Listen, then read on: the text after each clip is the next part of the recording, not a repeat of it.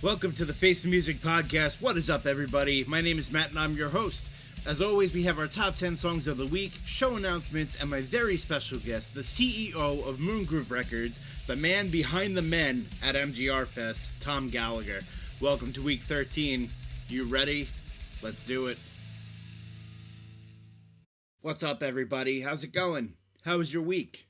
I had some cool experiences this last week. I got to kick off barbecue season with my family this past weekend.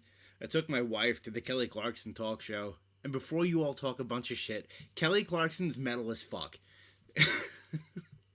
I would love to take a shot with her. She seems like such a bro.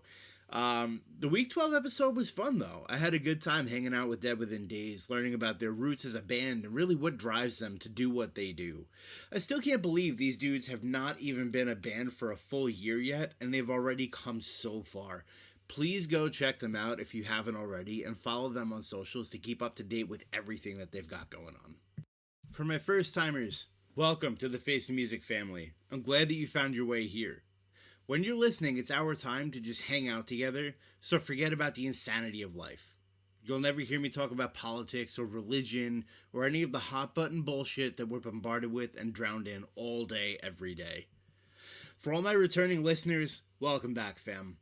I'm glad you're here. Thank you for listening, and thank you for joining me once again for another episode of the Face Music Podcast. Kick back and relax. It's Memorial Day weekend. Weekend Warriors, our season has officially begun. Light up the grill, crack open a couple beers, have a few Blacktooth grins if you're a fellow whiskey drinker, smoke them if you got them, and most importantly, let's not forget why we celebrate this day. Love and respect to everybody who fights for this country. We thank you for your service. But today is a day that we remember the ones who never came home. Thank you for protecting us. Thank you for the sacrifice that you have made. If you're a relative or a friend of a fallen hero, my condolences go out to you. Whether this is your first episode of the Face Music Podcast or your 13th, I do ask that you kindly help me grow this thing.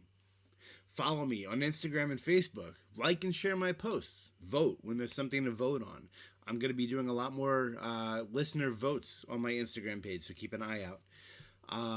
Subscribe to the Face Music Podcast on Spotify and on YouTube. And most importantly, check out the Face Music Podcast every week. These are the cheapest, the easiest ways to help me grow, and I appreciate it a lot. There is nothing more free of charge than clicking like or subscribe, so let's spread the word together. Every little bit helps. Thank you all for all of your support. I do not take any bit of it for granted, nor will I ever. I started this podcast 13 weeks ago. It's new-ish, but it is a product of a major life change, losing my job. I've talked about it a little bit on the show here and there, and yes, it is still very upsetting all these months later. It was a very traumatic thing for me, truthfully. It wasn't just a job. It was something that I gave my heart and my soul to for a very, very long time. And it also set back a lot of the positive life changes that were in motion for my wife and I this year. To keep it 100% honest with you, I was extremely depressed. My anxiety was through the roof. I had no idea how to make the next move. I found a lot of solace in starting this podcast. It helped me talk it out, to let go of what was getting me down in life, and allowed me to grow and discover a bit more about myself. Very much like seeking therapy. A therapist will ask questions, they'll listen, they'll help you see things from new perspectives. They can give you advice and techniques on how to make positive changes in your life. BetterHelp is the sponsor of this video, and they are on a mission to start making therapy easier. You just fill out a questionnaire, and you'll match with a therapist in as little as a couple of days. Easily switch therapists anytime at no extra cost if it's not the right fit. With over 7,000 reviews and a 4.3 rating on Trustpilot, BetterHelp is a platform that you can trust. Click the link in the description or go to betterhelp.com/facethemusic and get 10% off of your first month of therapy. Thank you to BetterHelp for sponsoring today's video. I appreciate what you do for so many. This may be the heaviest top 10 that I've ever done. Absolutely crazy shit this week. We will hear from Cytokine, Lorna Shore. I have the brand new track from 40 Below Summer, Shadow of Intent, North Lake, Cryptopsy, Paradox, Deadlands, the brand new Path We Choose, and a special cover in memory of all of the fallen men and women of our military in light of Memorial Day by Five Finger Death Punch. Here we go. As always, you'll hear all the clips of the top 10 on Spotify episodes, but unfortunately, YouTube snitches if you want to upload music. So, if you're watching on YouTube, sorry, but the clips will not be featured. Not to worry though, YouTube, you can still listen to the full songs on the Face Music Top 10s playlist over on Spotify. The code is going to be at the end of the top 10, and it's also in the links that are on my social media.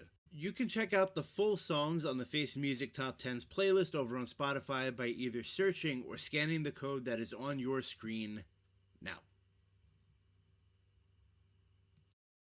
Are you interested in being a guest on the show? Hit me up. I am always looking for new bands, musicians, friends, other podcast hosts, promoters, or people who just live for rock and metal that want to come on and talk a bunch of shit. Let's set it up. Don't be shy. It is always a good time. And I will say, though, as of today, I am booked up quite a bit. We're looking, as of right now, realistically speaking, mid-July. So if you have something that you want to come on and talk about, please do not wait. Also, to my friends in bands, if you have a show coming up, if you have a new single or an album or an EP dropping, please let me know. I want to do my part in making sure that your music gets heard and that your bands get seen. But if you don't tell me, I'll have a hard time finding out about it. So please reach out. Either email me at theftmpod@gmail.com or just shoot me a message on Instagram. All right, guys, let's talk about some show announcements. May 24th, tomorrow night.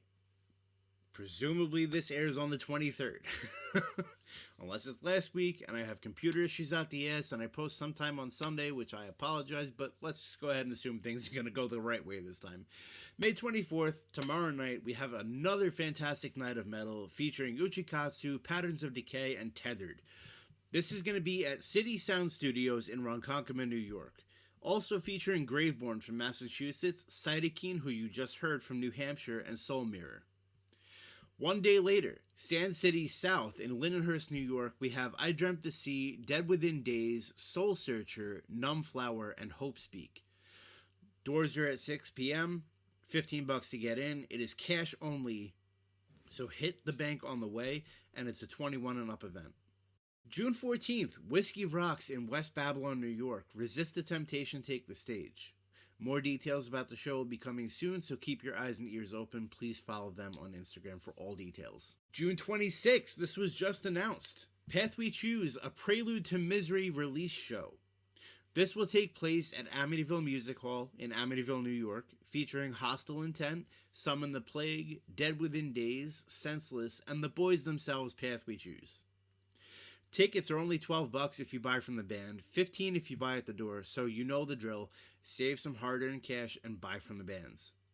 Not only does this save you money, but if you aren't aware, this helps the bands tremendously. Dead Within Days and Path We Choose are also both on MGR Fest 2025, so consider this a warm-up. July 26th, Moongroove Records hosts MGR Fest 2025. This event will take place at Uber Geek Brewing in Riverhead, New York. This is going to be like a Long Island version of Warped Tour.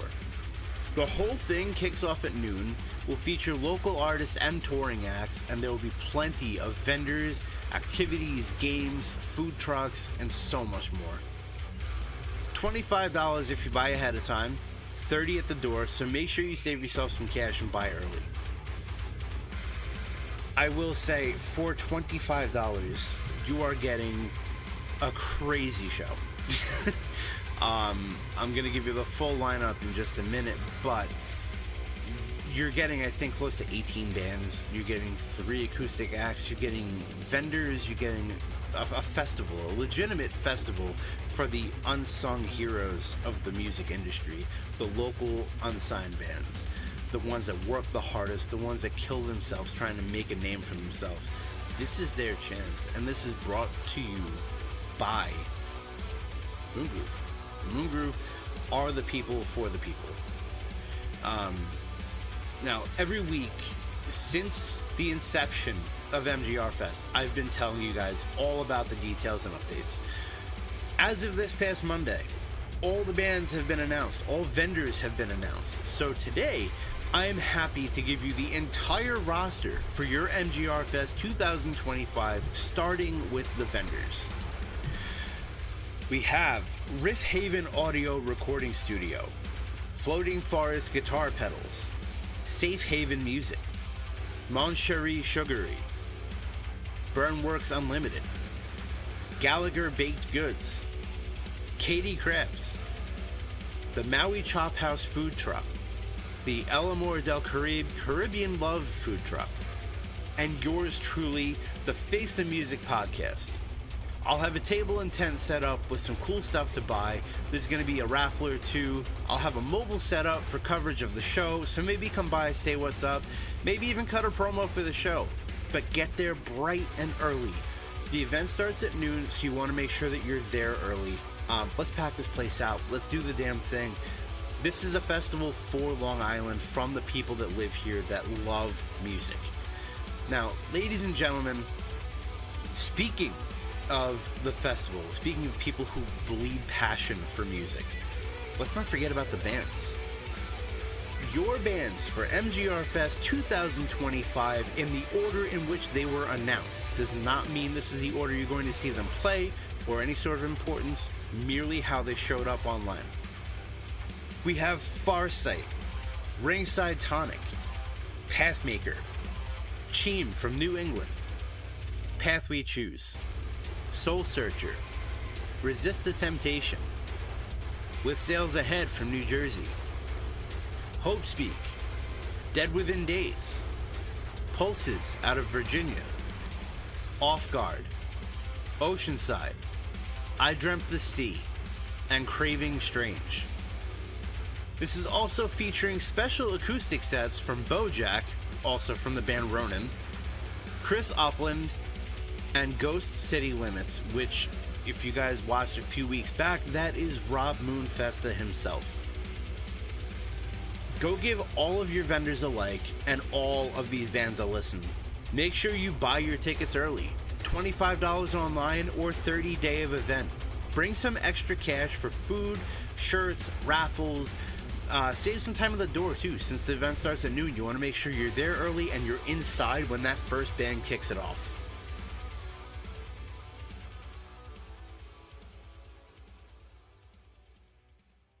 Quick news from around the metal world this week. Mudvayne has officially announced a new album is on the way. Chad stated during an interview last weekend at Rockville that the band is in fact writing and recording new music, so keep an eye out for that. Jane's Addiction is officially dead, according to Dave Navarro, following the onstage brawl that happened a couple years back. Navarro cites irreconcilable differences leading to the end of the group. I'd say getting punched in the mouth by Perry Farrell definitely counts as irreconcilable. Our Last Night officially calls it quits. The band formed in 2004 and just recently posted to socials that they will be ending the band's touring life, but they'll be continuing to release new music. The band is mostly known for their cover songs, while also releasing their own songs as well. They'll be leaving behind a legacy and a diehard fan base, but they're doing so for the right reasons, to be more present with their families. Catch Our Last Night one more time on their final tour. For now, we know how this works. And finally, for some reason, As I Lay Dying is back, celebrating 20 years of Shadows Are Security. I love this band's music. I think deleting it from history or taking away from what was accomplished is wrong and disrespectful to the members of the band and their contributions. But I can't continue to pretend that Tim Lambesis is a normal person who deserves yet another shot. This man is thoroughly insane, and I can't and won't give him another dollar of my money. Good luck, Tim. I don't know how you're even going to find a band to play with, but good luck. I'm very excited about today's special guest. He's a good friend of mine. He bleeds local music like nobody else that I know. He organized a little fest that you may have heard of called MGR Fest. Ladies and gentlemen, it is my privilege to introduce to you the man behind the team behind Moongroove Records and MGR Fest, Mr. Tom Gallagher.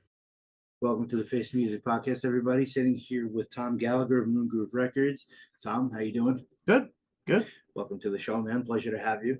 Pleasure to be here. So we got a lot of things to talk about. A lot of big things happening with Moongroove. A lot of things happening with the festival. Where do we start, man? Huge. I mean, so many different angles we can approach here. I mean, we might as well start with the fest. Yeah. Because it's just, a lot of people are asking questions. A lot of answers have been out there, but to just like really lay it on the table. Yeah.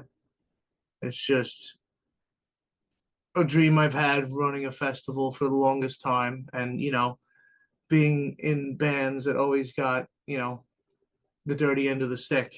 It's Right. like to be able to do this for so many local bands and to bring together so many people is like the major goal of why we started Moongrooves in the first place. So over 15 music acts, over 10 different vendors, 2 different food trucks, at a brewery out in Riverhead is absolutely unheard of. Yeah. And to be able to do something new in a place that doesn't really see a lot of light for local music makes it that much better. At least for my eyes in the way that I see it. And it's just fantastic.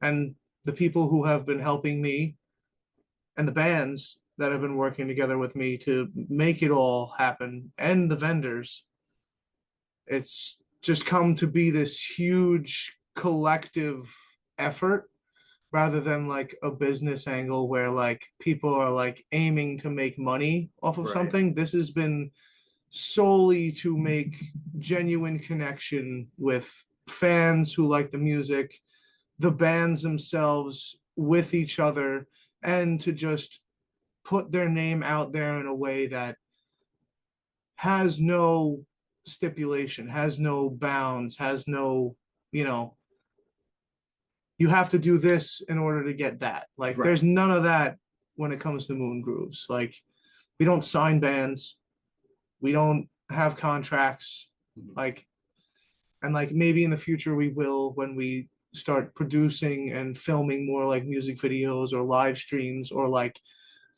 special release merch or like collab things that we do. And then, we'll figure those kind of details out when we do them. Right. But as of right now, like your art is your art. You should be able to make a profit off of what you've been working on this entire time. That puts you at a different level of honesty than most promoters have. And I know you had said that comes from years of getting burned and getting the shit into the stick.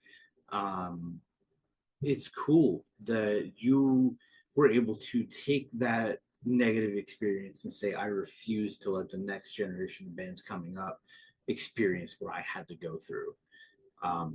That's something, I mean, I've been praying for. Dude, 18 years in the music scene. I have been through so much shit with promoters when it comes to like pay to play shows, getting burned on, like, having to pay out hundreds of dollars out of pocket just to step on a stage for 20 minutes, never see a profit. Um, Promoters that don't promote, promoters that expect 100% of it to be on the bands. And that's something that I've seen with you from day one, is that the bands don't work nearly as hard as you do for the bands. Right. And that says something, because the bands are killing it. The bands are really stepping up with their level of promotion. Yeah. You're doing more than they are for them. Right. And I think it goes kind of hand in hand too, because like when I do promote the things, they jump on the bandwagon now. Like I've seen it to where, like, bands I first booked starting this thing, like nowadays when I book them, they share every post I make. They even post the poster by themselves. Yeah. And like sometimes we want to do that like collab post on the Instagram and do the whole fucking social media thing. And like it's more about like talking to people, making sure they know about like what we're doing here, right, and why we're doing it. And that's what makes all these shows that we do so special. And like, when you come to these shows, that the money you spend at the door, 80% of that is going right to the band that you came for. Like, especially if you say the name at the door, like that's what's happening. Like, we make sure that we, it's generally like the first 5 tickets per band at the door generally, because we don't really do ticket sales yet. We don't have a way to produce our own tickets at the moment, and we're working on it. But when we do have that, it would be like, 5 tickets per band, and it's not like you have to do that. We encourage it. Right. Like some shows will encourage 10, and like that'll depict on how much you get paid at the end. Like if you bring enough people to fulfill like a quota, we'll make sure that you're going to get paid for at least that. And then, we make fucking bank at the door. We always split it accordingly. Like, people really enjoyed your set. You brought a lot of people after your set. Like shit happens. Like people, are late sometimes and they miss your set or don't know when you go on. And they're like, oh yeah, you go on later. And then they show up later. Like there's all these different circumstances, and we get it. Like we've lived it a million times, all of us at Moongrooves. Like, and we've got over like 10 different people who do totally different things and live totally separate lives that all take a hand in what we do here at Moongrooves. I just started it with the idea along with 3 or 4 other people that sat in a room and we're just like, oh, like, I want to start a record label, but like, I want to do it different. And then like, oh, we could do this and that, this and that, this and that, this and that. And then like, other people took responsibilities, and it just turned into like this fully fledged machine. Yeah. That is, we are the music, the local music for the local music. Which that was something I wanted to bring up too. It's very like, it's a DIY thing. It feels DIY, but it doesn't show or represent like a half-assed effort like most DIY does. Yeah. You are growing this thing. Yeah. Your goal was to grow, and man, you're taking off. This year I feel like you've had so much going on specifically. Since I met you a year ago, I feel like Moongroove has become its own monster this year. And it's awesome to see it grow. It's awesome to see what you guys are doing. The fact that you are showing bands the worth of promotion through ticket sales, right? A lot of bands are terrified of pre-sale and ticket sales and stuff, and there's so much value to be had in it because that shows you how hard you got to work. Yes. And if you put like, this is how you're making money on the show, bands see that incentive and they want to make that because bands don't get paid. Yeah. Yep. Sucks to say, man. Yeah. But like you play a door show for most promoters, and I will say most because this island is full of shady ones. You don't get paid. You get paid after you jump through hoops, after you draw 25 people, after the headlining band gets taken care of. Like what you do, you split everything very, very evenly. You make sure it's fair for everybody. And like, you know, of course, expenses to the bar has to get paid, expense to the venue, you have to recoup your money, but like you still do a good enough job where you still throw cash out to people who show up and work the hardest for you. And that's rewarding. That's something that I look back and I say I wish when I was still in a band I had someone like that looking after me. Yeah. Because it sucks. It really sucks to be putting 100% of your resources into something as simple as a 30-minute set and you're not getting rewarded with anything.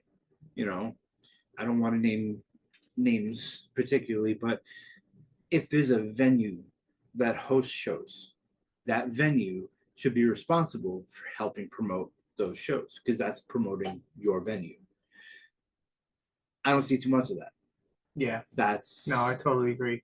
And you know, like I think it has to do with like the tier of the venue too. Like not to put like certain venues into a class, but like right. You know, like certain venues have a certain style of doing things. Like there's some places that are literally just not social media present. Right. Unless like it's like, you know, the week of the show. Then they'll start promoting like Village Pub in Lindenhurst or wherever the hell that place is. Yeah, I think is it in Lindenhurst? Yeah, they only promote like the week before. Meanwhile, certain shows have been planned for like months. Yeah. And then you got, and that's not saying every show they do that with, but like, you know, certain shows that I've been a part of for, you know, playing there myself. Yeah. We've had like a week of promotion from the venue. And, you know, like I get it. It's all, you know, they're like a small dive bar in the middle of almost a main street, Lindenhurst. Yeah. So it's like, whatever, you know, like you get what you get there. Like it's that kind of bar, and that's what they do. Like it's a dive bar. That's the thing. That's what you expect. And then you have places like Shakers who like host shows all the time. And like they're another one that only like promotes some it really like depends on the show and the hype and all that, and like whether or not, you know, people who are running the bar know that the event's going on. Yeah. And you know, whenever I host shows at Shakers, because me and Nika are friends, like I love Nika, one of the greatest people on the planet for this music scene, period. Nika and really for what has we're done doing. so, Like she's so much. Shakers Pub and Nika are one of the best things to happen to the scene in a long time, because after Even Flow shut down, Yeah. while AMH was getting worked on, and all the other bars that we used to play at were starting to fucking take a big dive bomb, Shakers was there holding it home, especially for bands that I played in. Yeah. I can't tell you how many times I have performed on that stage in Shakers, and I call that place home. Yeah. It might not be the best stage on the planet. You might not get the best sound on the planet, but you're going to make some of the most hardcore memories that you will ever make 100%. In that place. And you'll have the best vibes and the best time. Because you can do whatever the hell you want there. Just be respectful. Exactly. That's the main thing that we lose venues over is respect. Yeah. People don't respect the venue and they get it taken away, and then they're like, oh, where the fuck did it go? Well, absolutely. And like I can say the same thing, and like, you know, this is a more recent like I guess business transaction, if you will, with MGR working with Uber Geek. Yeah. Like we have like the same kind of freedoms that we had with Shakers at a much bigger facility now. And like even still at City Sound in Ronkonkoma, we have like full reign there, at least for when we run events. Like we trust them just as much as they trust us. Like it's like a big handshake in the agreement, and it couldn't be better. And we're trying to build that up more and try to get into even bigger venues. Like I think one of the next ones that we're going to work on is Stereo Garden.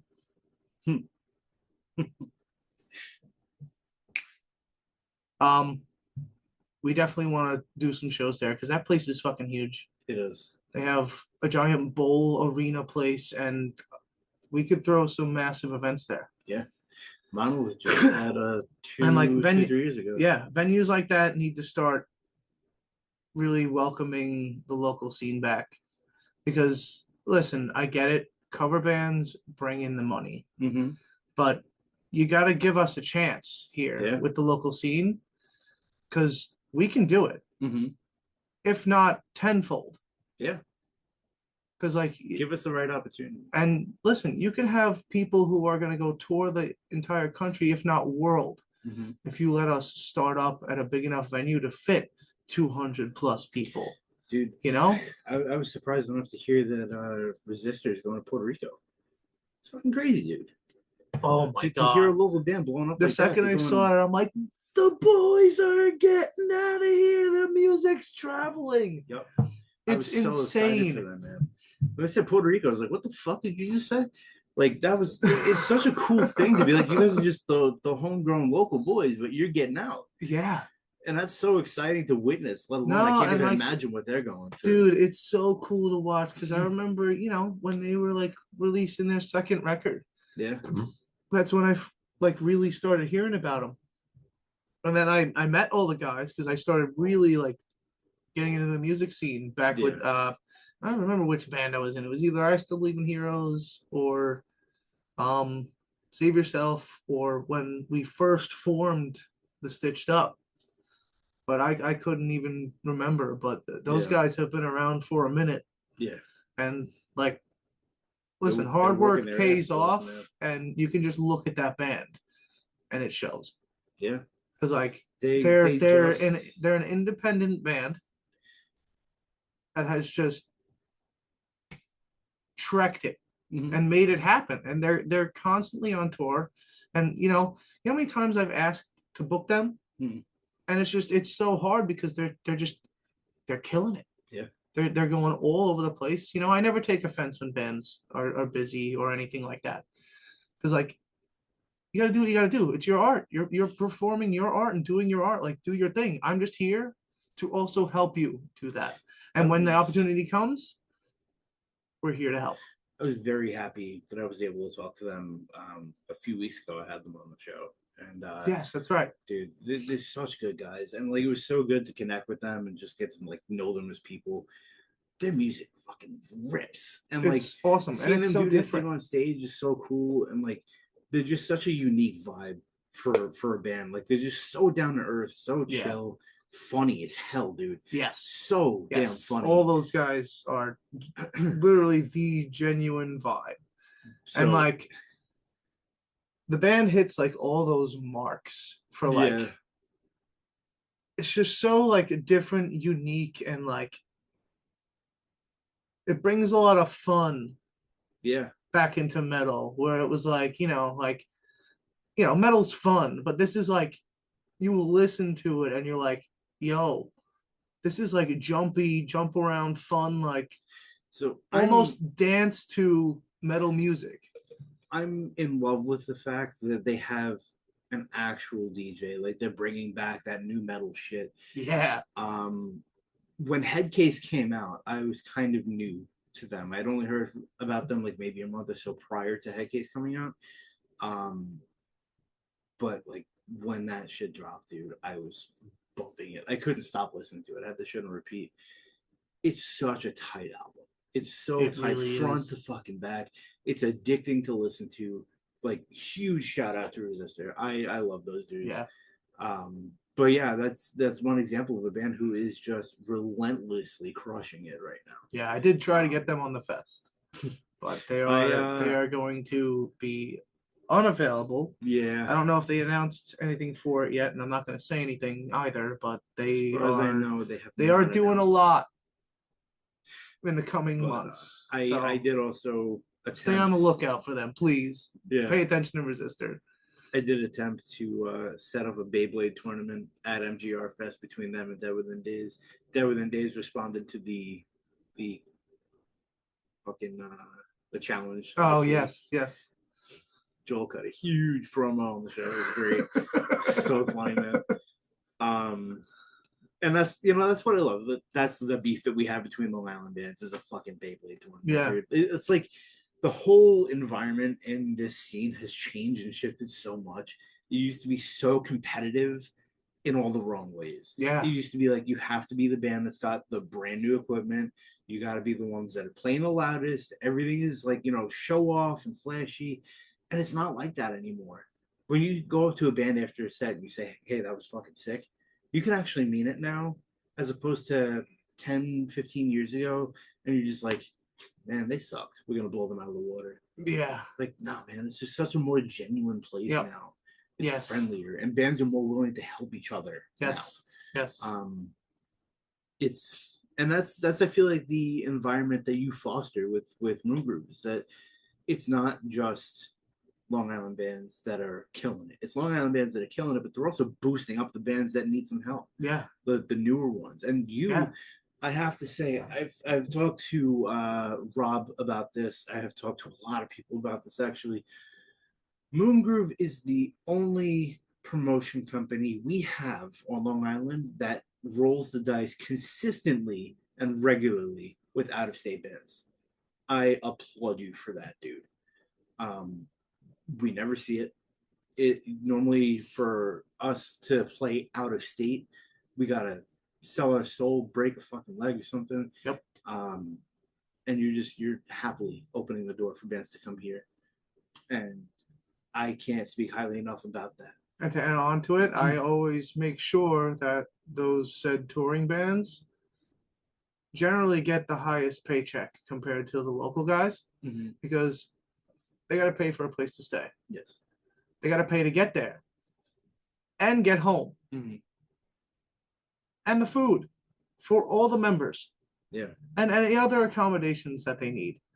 I can't pay for all that, but I can damn well make sure that they are not spending everything out of their pocket just to come do a show that I set up.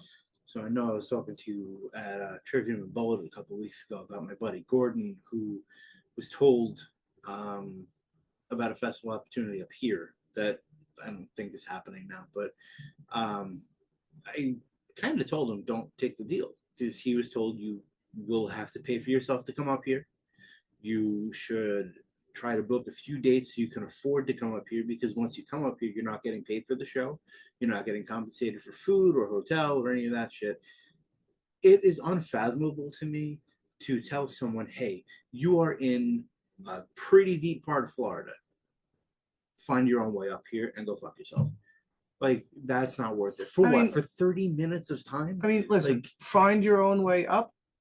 That's fine. Yeah. But you don't, listen, you shouldn't have to really pay for anything much more, except for, like if you, like how I have shows set up, especially with that kind of scenario. That's the kind of shit that I'm trying to set up. Like, you're an out-of-state band.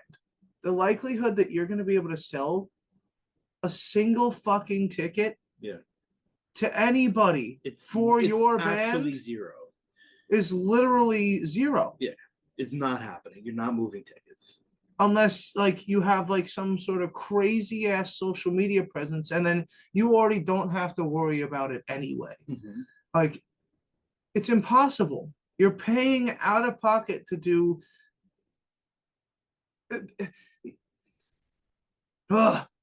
This is what drives me nuts, and it's why I started this in the first place. Most bands pay so much to just play the shows that they want to, and just go on like a small, like, maybe they're passing through like 2 or 3 states, like on the borderline of their state that they live in, and they're spending all their extra money as a band just to do that, and probably a lot out of pocket as well, just to promote themselves as a band, and generally see nothing out of it, because their merch sales are making them break even with the tour. Like, and the tip box, it literally gives them, like, a couple of Chinese food meals and maybe like a 6-pack of fucking beer for the whole fucking band. Like, it's insane. Like, it shouldn't be that hard to book an out-of-state show. Yeah, you might have to suck it up and not play at a super huge venue, but it's possible. And like, I've thrown ragers, packed out shakers before, like to the max where we've had to turn down people. And it's been some of the greatest times of my life. Mm-hmm. Like you can't base your rate of a good time on the venue. Right. Like you make your time at that event what it is. Yeah, you should never judge when you walk through the front door, because I was talking to, over the past couple of weeks, I talked to Resist Temptation and Dead Within Days about this exact thing. Is that you walk through the front door of a place and it's like, oh, I'm playing a fucking pizza place tonight. But then you find out that it's actually a sick setup where they have bands play, and you made just so many good connections. Like, and they serve pizza, which is a huge win. Come on. Place like the Kingsland, I judged a book by its cover very quickly. Walked in the back, I was like, this is a huge room. For what it is, it's a huge room. I loved playing there. I didn't love the fact that we got like kind of fucked with the bill. Like we opened for Darkest Hour when I was still with the Bridges. Kingsland, not Kingsland. The Kingsland in Brooklyn. The one that shut down? Yeah. Oh yeah, yeah. The former Pizza place. Yeah. Yeah, somebody. Yeah, that's why I had the brick oven. Yeah. Someone booked us. I won't name names. It's they yeah, it's the whole thing. I don't want to throw their name in the dirt. They passed away. But they booked us on the show, which was huge for us, and we appreciated the shit out of it because we were the only local band playing on that show. So it was us opening up for Darkest Hour and their touring package, which was 3 other bands. But we never made it onto a flyer. We never got mentioned that we were playing through this promoter or the venue. The venue had no idea who the hell we were. We show up, we set up all our shit, and they're like, who are you and what are you doing on the stage? And we're like, well, we have the 7 p.m. spot. They're like, no, you don't. This band does. I said, we just sold tickets. We were told we had the show. Everything was inked. We're like, we're good. We're playing the show. And they're like, okay, I guess we have to push everything back. They had no idea that we were playing the show. The venue had no idea. I was like, how do you do that? How do you have a band, you sign a band, we get tickets, we sell the tickets, we promote the shit. We don't even end up on a flyer. We had to add our own name to a fucking flyer. And then we get to the venue and the venue has no idea who we are. Like, that's the kind of shit that it doesn't matter. Like, the venue could be gorgeous. They could serve you the best pizza you've ever had. The promoter has everything to do with it. I would rather play a dive bar with a good promoter than play fucking MSG with a piece of shit promoter. Yeah. Yep. Those dive bar shows, by the way, are always better. Yeah. 100% of the time. Yeah. Always the most fun. I can't even tell you how many times that I've played at Shakers and people have thrown down so hard. I'm like, Rams was another really good one. Mika had to put up plywood on the walls because people would go so crazy. Yeah. Yeah, there's a few good stories about Shakers I don't want to bring up. Let's just say someone owed Nika a new folding table. That was the last show I think I ever played at Shakers. It was right before the pandemic, and someone put themselves through a folding table. And Sounds about right. He went out to an ATM and came right back and gave her money for it. So he made good. Yeah. It was the funniest shit I've ever seen in my life. We're playing and I see someone just go up and right through. It's like, yo, I fucking love this crowd. Oh, it's amazing. Some of the best and worst times have happened at Shakers. Yeah. I was there for like it was a rap show a while ago. It was like, honestly, I don't even think it was Shakers yet. It was the venue beforehand. Like Finn's Pub. Yeah, yep, it was. Yeah. And like I played a lot of shows Nika was there. She was I believe she was like working there. It was like in like the interchange of like Shakers becoming a thing and them I guess either retiring or selling. And like, man, I remember Nika breaking out a bat. Somebody had a gun. Like, it was one of the wildest things. I just like got to a point where I'm like, I grabbed my girlfriend, my wife now, and I'm like, we're leaving out the back.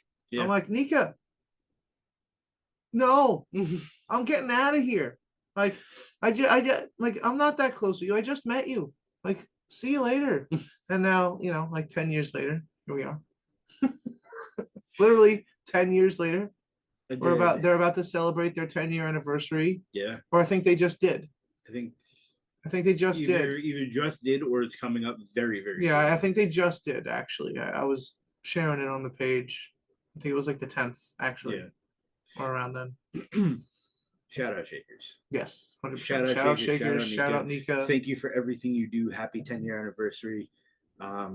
Without Shakers, the scene would have died a long time ago. I mean, seriously, like that's where Moongroove's got its startup. For like the first unpostered shows that we threw without even being Moongrooves, just throwing shows under band names like the Stitched Up to a show, Golden Hymns to a show. Yeah. Back when Agony of the Fallen was doing stuff, we would throw shows with them, and just like it's how like the whole cultivation became a thing, because we all would help each other out. Mm-hmm. And like now we've become a well-oiled working machine with me, who does what I do. Yeah. I'm just like, we call me the CEO, but it's a collective effort. Like there's no top dog.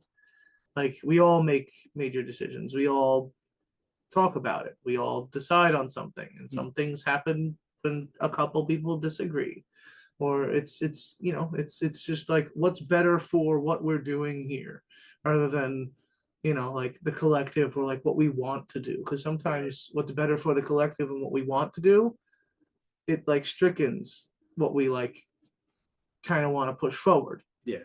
Because we're always about bringing everybody together, but then there's sometimes like we want to be a little selfish and like help like put things together and promote things like this flag on the table, or like stickers, or like putting a compilation CD together, or like helping a band do their album release, or doing a collab shirt or something like that. Like we want to be able to excuse me, we want to be able to do those fun things, and like be able to allow the bands to do those fun things with us without them having to pay a super pretty penny out of their pocket. Like we can do like a special deal where like, even they get to bring home like a package of like merch with them to bring at the merch tables, or sell at shows, or like do whatever the hell they want with. They can give it away. Like, like we want to be able to get to that level to where like, it's not something where you have to sign your life away anymore. Like it's only that way if you allow it to be. Mm-hmm. And at that, you're also signing your art away. You're signing a contract that literally lets somebody else own what you're creating. Mm-hmm. And I can't stand that. I can't fathom that, and I won't ever allow that for any piece of music that I work on. No musician, no artist on any level should ever give up their rights to their music to anybody. Every band right now, you're seeing that had the label sign, they lost their masters. They are now currently spending thousands on thousands of dollars re-recording their shit to own it again. Yeah. Because they regret those decisions, because they're not profiting, and these fucking greedy ass record labels are. Yeah. And half the time those debut records are like some of the best material that some of these bands have released. If not the best. They've literally had to change sounds in order to not sound similar to that, because they would get sued by the record label that owns the rights to their old music and sue them because it sounds too much like their old music, but they don't own the rights to it, and they would literally just get washed out of the mix and not be able to do anything anymore because they're bankrupt. It's happening to Death Punch right now. They're going in studio and they're not doing all of their songs. I think they're doing greatest hits, but they lost their masters, and they're going in to do this re-recorded 20 songs, I think I saw, and that blows, dude, because their first 3 or 4 albums were untouchable. Yeah. Until American Capitalists, like Five Finger Death Punch fucking slapped. And then from there forward, they kind of like lost it. But that's more because of where they went with the industry and where they went with management. And, you know, they had to have the Death Punch sound. And there was the new sound after Capitalist was so far away from what they used to be. Yeah. And it sucks to see, like, you know, even on the pop front, like, fuck Taylor Swift, but it happened to her too. Same shit happened to Kesha. Like, Yeah. it's happening, and more artists are waking up to it. So the fact that, you know, on a local front, where, let's be honest here, bands are willing to do anything to get their name a little further than it was yesterday. It would be very easy to make bank on local musicians who are ignorant and unaware. And it's an integrity thing for you, and it's a thing that bands have to be smarter about now too, because there are still, you know, it's not just Moongroove here. There's still promotion companies that I won't name on Long Island that you shouldn't get mixed up in. They will, it's not even they will take your promotional fucking soul. companies. Yeah, it's not even promotional companies. There's people who just like book shows by themselves and try to, you know, just take an upper hand and just like my least favorite thing as like an artist is like being asked by a promoter to play a show, and then you're like, oh yeah, that sounds great, and then they're like, and they didn't include it in the first message, and then they like, you know, they start hooking you in, reeling you in, and then all of a sudden they're like, oh, you gotta pay for your slot, and I'm like, what do you mean I gotta pay for my slot? You're asking me to play the show. Like, if I gotta pay for the slot, no. Right. Like, hell no. And you know, back in the day, like when I was first being in a band and we were trying to play our first shows, like, yeah, I said yes. Worst mistake ever.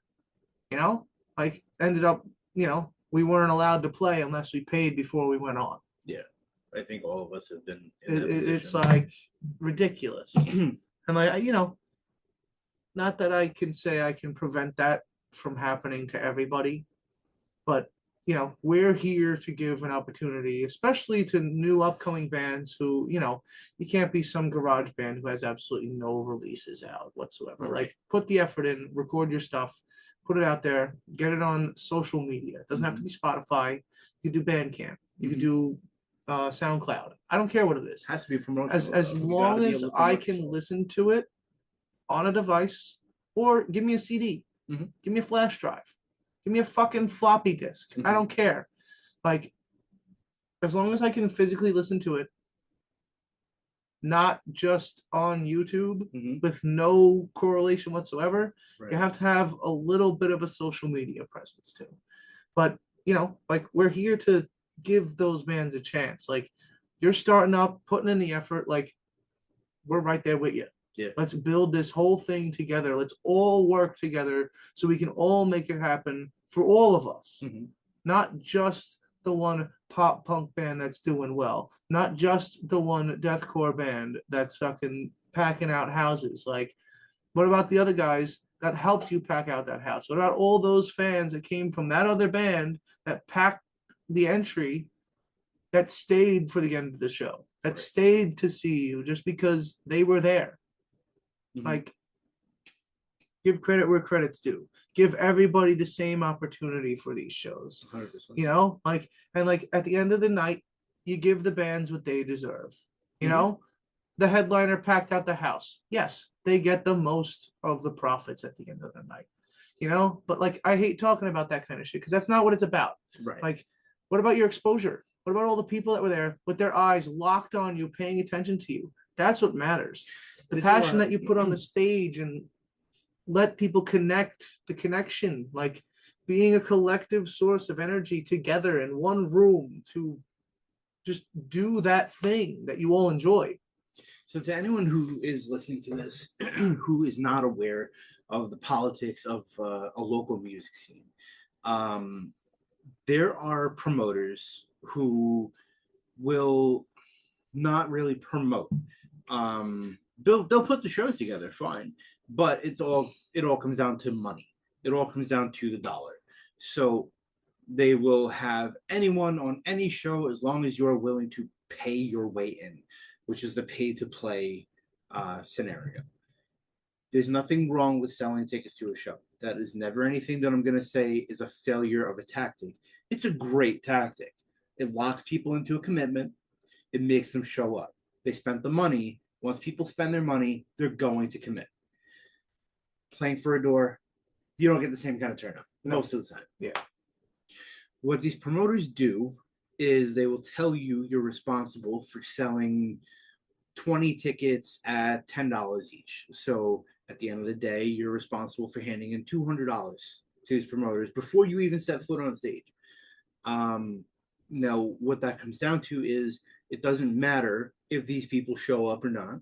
It doesn't matter if you had to fork the money out of your own pocket. You will pay $200 and not see a single fucking dime of it back, and you will get on that stage and perform. It is disgusting when that kind of shit happens, because in my eyes, if you are a band, any band can get thrown on any bill, so you don't even belong there, most likely, because they just need a band to play. You're not going to gain fan traction. You're not going to have your music exposed to the right crowd. You are not going to grow. You're going to have a horrible experience. You're never going to want to play with that person, promoter, venue again. It's all around it's just a fail all the way. Degrading. It hurts. And I know that I'm preaching to the choir here telling you this, but for the people listening that don't know about it, there are shows where you will say, but it's a great opportunity because we get to play with national band. And sometimes that's a great opportunity. Sometimes you are being added to the bottom of a bill that you're going to get your set time cut short when you walk on stage, that you just sold $1,500 in tickets. There's no one there. You ended up paying at least half of that out of your own pocket, and you're not getting paid. Yep.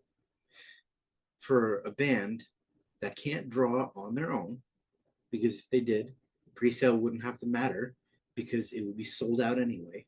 Yep. Bands get put through such an abusive system of pay us, then play, and then we don't care what you do.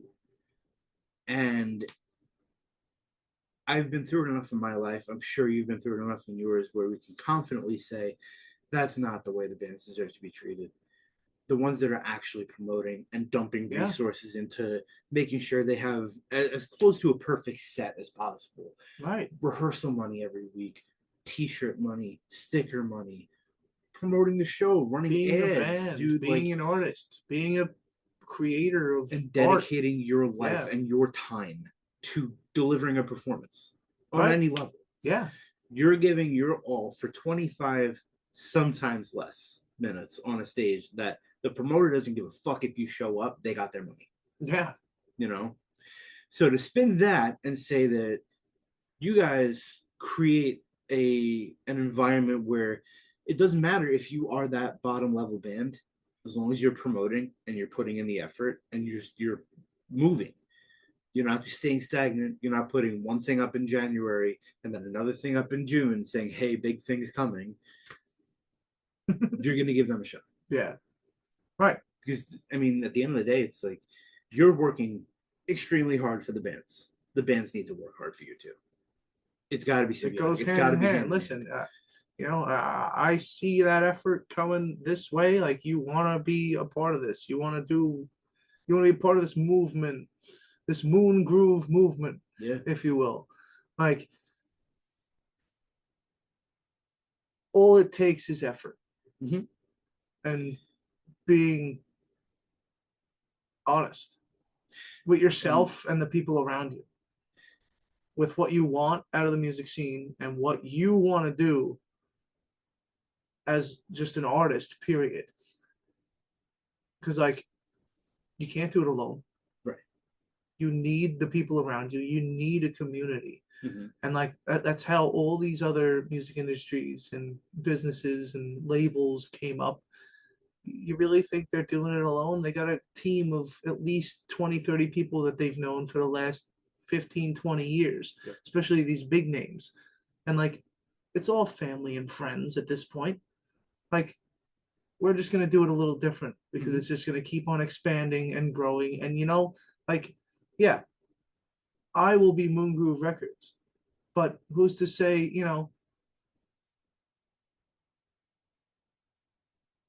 Swirly Jones Productions in Tennessee isn't doing the same thing that we are. Right. And we just, we send bands their way, they send them our way. Like, I'm not here to take over the world. No. I'm here to make a movement and change the way that the music industry is run. Right. In the fullest extent. And let's bring it back to what it was created for in the first place instead of an industry. Right. It's not an industry. It should have been kept as a collective, or you could even call it a tribe, if you will, because it's music is so much attached to like just emotions, spirituality, like everything has been tied to a beat, a music. Even your heart is pumping at a rhythmic beat. Everything you live, breathe, experience, vibrate, like it's all one thing. So why is something that is basically of nature being turned into an industrial profit zone? Right. Especially, like, I understand the big business aspect of it. I understand that, but locally has no business being on that push. No, yes, and listen, I understand. Everything can have a profit. Yeah, but there's a level of, good profit. There's a level of entertainment, and then there's a level of extreme greed and selfishness. And the majority of the music industry, to me, especially nowadays, I mean, look, you enter into the realm of cover bands. Yeah.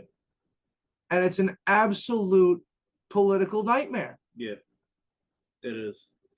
I've been a part of a few cover bands, and it not to shame on cover bands. I have a lot of respect for the guys and the work that they put into the music, but at least the cover bands that I have been a part of, a lot of it ends up in shambles because those two sides of the industry don't clash. Like, right. A lot of cover bands are there to play a show so they can make money, not because they're paying tribute to the people who they're covering. It removes the purity out of it. The intention is money. It's not to actually tribute to somebody. Right. And listen, not to take away from the bands that are actually doing it for that reason. Like, right. I've just, I think, being in the industry, I've seen bands and played with bands on stage to where, like, they didn't care about anybody or anything, or even like playing the music. They just wanted to go play the music and get the hell out of the venue because they just got paid. I think, like, anyone who knows me knows that I've been very, very opinionated on cover bands and tribute bands through the years. My opinions haven't really swayed much. It's just the fact that, like, if you're doing the cover band thing, I need you to do something that's going to make me say, oh shit, I got to pay attention to what you're doing. Yeah. Gordon down in Florida, he is doing covers for now. He's starting to write music with his band, but they do fucking everything from like Saliva to Metallica to Mudvayne, dude. You are on my radar. You got my attention. The Monster stage up here, you have my attention. Yeah. You are doing something that is unique. I don't give a fuck about the 7 different Taylor Swift cover bands that come through Long Island. I don't care about your Van Halen cover band. I don't care about your Billy Joel cover band. Yep. Like, just enough with this shit. We're oversaturated. Yeah. And they wonder why we're in a dying scene where original bands get shoved into dive bars.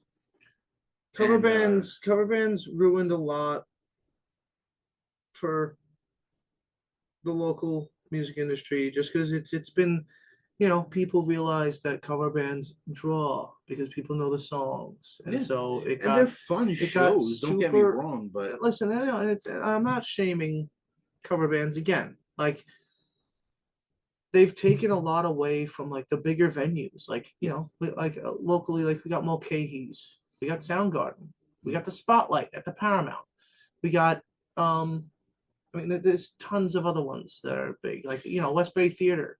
yeah, Like those all should be open and have opportunities for local bands that are actually promoted by the venue too. Like, and none of that happens because like that's like your like cutoff point. Like if you can't draw anything or you have like a social media presence that people aren't like responding to, yeah, like like 10,000 people are up, you're screwed, and it sucks. hmm Like here I'll say it out loud. I was a part of the cover band Black Days. Mhm. It was a Chris Cornell tribute band. I was the vocalist. One of my biggest influences of all time. I was in that band to portray one of my favorite vocalists. hmm I was not there for money. I was not there to do anything but sound like the guy who taught me how to sing by literally stealing my dad's CDs when I was like what, 8, 9 years old, right, and starting to learn how to sing, and just binging those CDs over and over again. And the fact that I happen to sound a little bit like Chris Cornell also adds to it. right. And like it just made me part of the vocalist of who I am today. Never mind learning how to scream and do a whole bunch of other vocal techniques as well. But it drove me to the point where I wanted to do a cover band. Right. And I got into a band with a bunch of other musicians that were in it for all the same reasons. Mhm. And like, we started making a name for ourselves, and it was fantastic, and I ended up having a kid. A couple of the other guys were trying to do other things that, like go on a couple like tours and shit that I may or may not have been able to do, and decisions were made, some with or without me, and I ended up not in the band anymore. Right. I'm not going to point fingers or say names, and I still talk to some of the members of the band. Some I don't. And it was a great time. I don't regret anything. Like I got a good 5 years of portraying Chris Cornell in my own taste and being able to have so many people tell me that I was doing right by it. And I take that wholeheartedly, and I did my job. Mhm. And that's that. Like, will I do it again? Maybe. Will I start another cover band again? Maybe. Am I going to focus more on my original stuff? Absolutely. Yeah. Going back to the venue lock side of things, the Paramount. I love the Paramount. It's one of my favorite venues, but I will say they did local bands dirty. When they were opening up, part of their mission was to have local unsigned talent playing shows. I remember that. I remember that like it was yesterday. Every post that they would post up about wanting to have spotlights and focus on Long Island talent.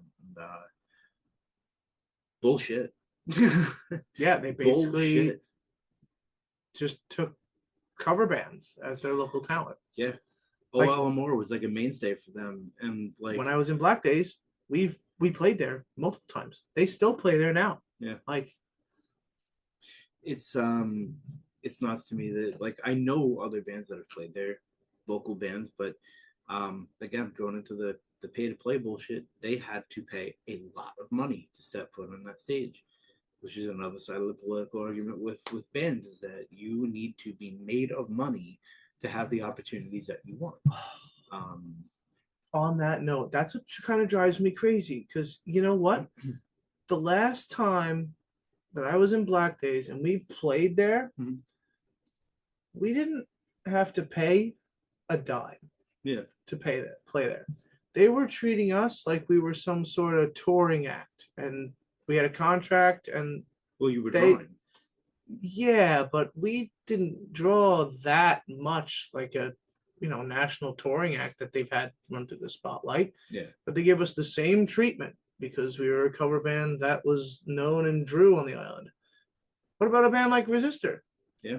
What about a band like Off Guard? What about a band like Resist the Temptation? Yeah. And I know they've played there, but what about a headline spot for them in the spotlight? Yeah. They wouldn't do it. I don't know why, and I would really like to see them step up and really do stuff like that for the local scene. I understand if they don't want to move the money for local bands to headline without a guaranteed number. They gotta start taking chances. That room is attached to the Paramount. They can do whatever they want, big style in the Paramount Lounge. Yes. I mean, I'm talking about the main room in the Paramount. Oh yeah, no, I'm talking 50-50. They can do whatever the hell they want in the big room. Yeah. Give the local guys the spotlight. Yeah. The Spotlight Lounge should be more of a local venue. When the big shows let out, that's when the spotlight starts putting on their shows. Yeah. Everybody who's getting out of the show who wants to stay late, they go right next door. Yeah. It's amazing. I think that it would be a smart move to have at least a sandwich with that. Like you have a band warm up the show in the spotlight, go over to the main room, and then when you're done, you go back for more. Right. At least if you're not going to put locals on any sort of headline or take the chance on these bands that can draw, by the way, can and do draw. Exactly. If you're not going to take the chance on them to headline a show, put them on the main stage as an opening band. You are not losing money here. Don't make them fucking pay a dime. Don't do that to them. No. Give them the opportunity. They will play for the exposure, I promise. Put bands in front of people. Let them warm the fucking crowd up. Let them become your headliner act. Yeah. Let them grow. But the problem is that no one is willing to take a risk on these bands. I know bands that have played there on the main stage who they were told you have to have 2,000 followers on social media. That's nothing. 2,000? That's bullshit. I can get 2,000 on the podcast. I'm not trying to pay for bots though. So I'm sitting at a very comfortable in the 200s right now because I'm trying to grow this shit organically. Right. I don't want bots. But you know how fucking easy it would be to pay someone to get me followers? Dude, I could be 2,000 followers next week. Yep. Well, and that's another thing. I can proudly say that I have not paid for a single ad. Yeah. With the Moongroove's page. Not a single one. And I'm gonna for the fest, but I'm probably only gonna do it a week before. There's no shame in running ads. I don't feel like there should be anything wrong with that. I just don't see. I want to see what I can do organically without paying for anything. Which is fine. And we just the stats on Instagram. And I know I could care less, and it doesn't really matter to me. But I'm impressed with the number. We're already at 34,000 views, which is crazy since I started promoting the fest. Which is damn, that's a big number. Yeah. Holy crap. Mm-hmm. That's cool. Well, we're just shy of 2 months away too. Yeah, that's a good number to see when you're that close. Right. Running an ad, it gets you exposure. It's not buying bots and shit. Yeah. There's pages that you contact.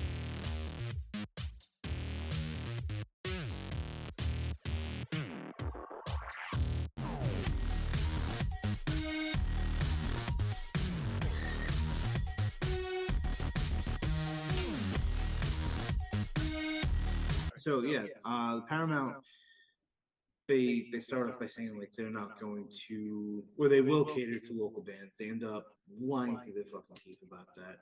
Spotlight Bar, they don't give bands any opportunities. The other venues on the mound are kind of also locked into catering to a more tribute bandy scenario. The Warehouse in Amityville is another one. It was built for the sole purpose of hosting tribute and cover bands there, geared entirely for the old heads of the island. Yep. No disrespect to any of them. However, to have a venue of your own that is kind of a big deal. I think that if you have a place like that, that's the place that you play. I think that you should either open it up to locals or you should stick to one venue and be fair about shit.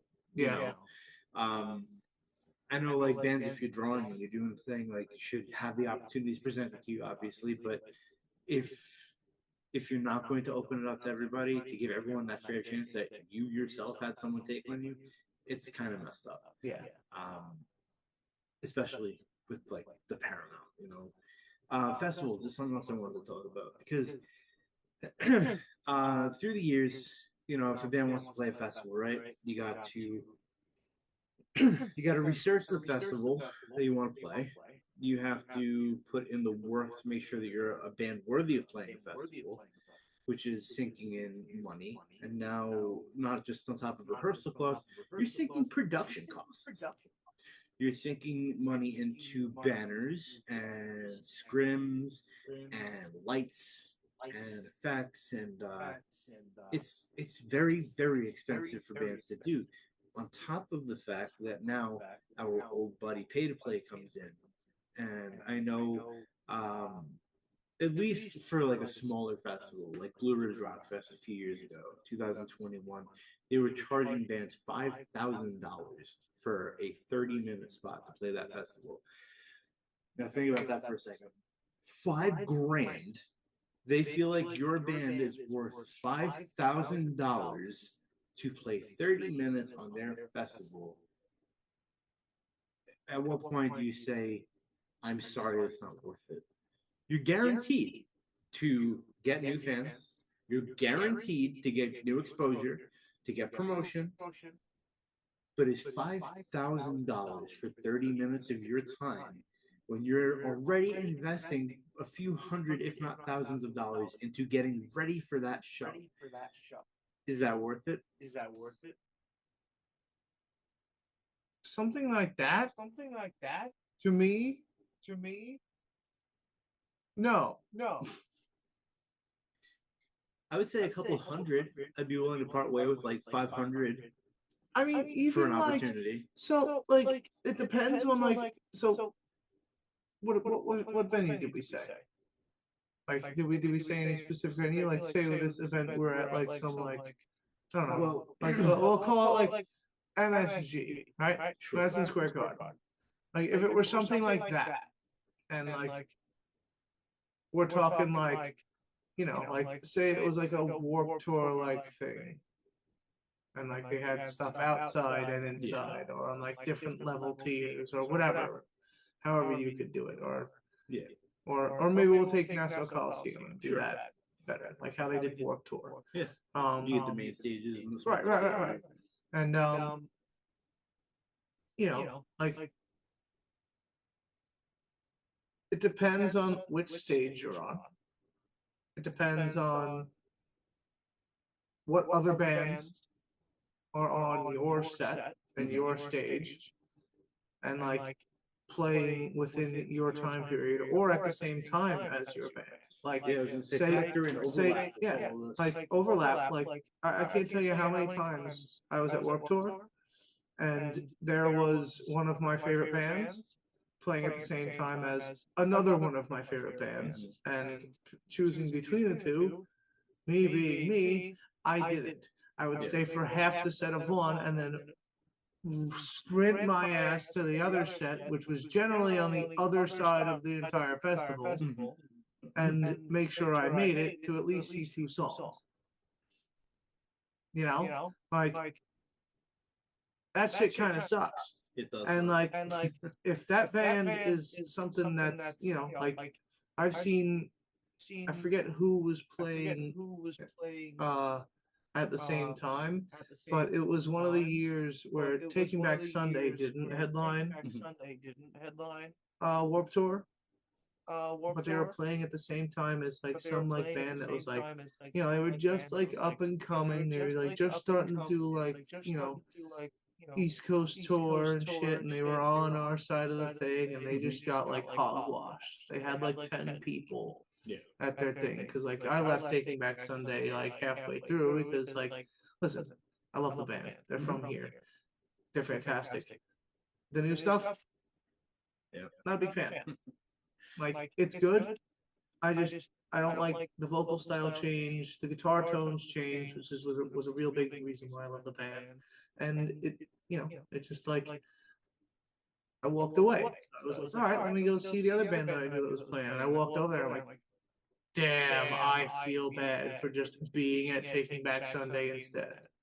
Like Yeah. getting hogwashed like that. You should have two bands of the same tier playing, so they actually get split 50-50. Competition Not fair. leaving underdog compared to fucking Taking Back Sunday from their home fucking state. Like, come on. Like TBS those guys also, were like from like Ohio or something. They were like from the West. Like no one knew who they were. TBS is one of the most accessible bands on Long Island too. Yeah. They're here a lot. And They don't really tour that much. No.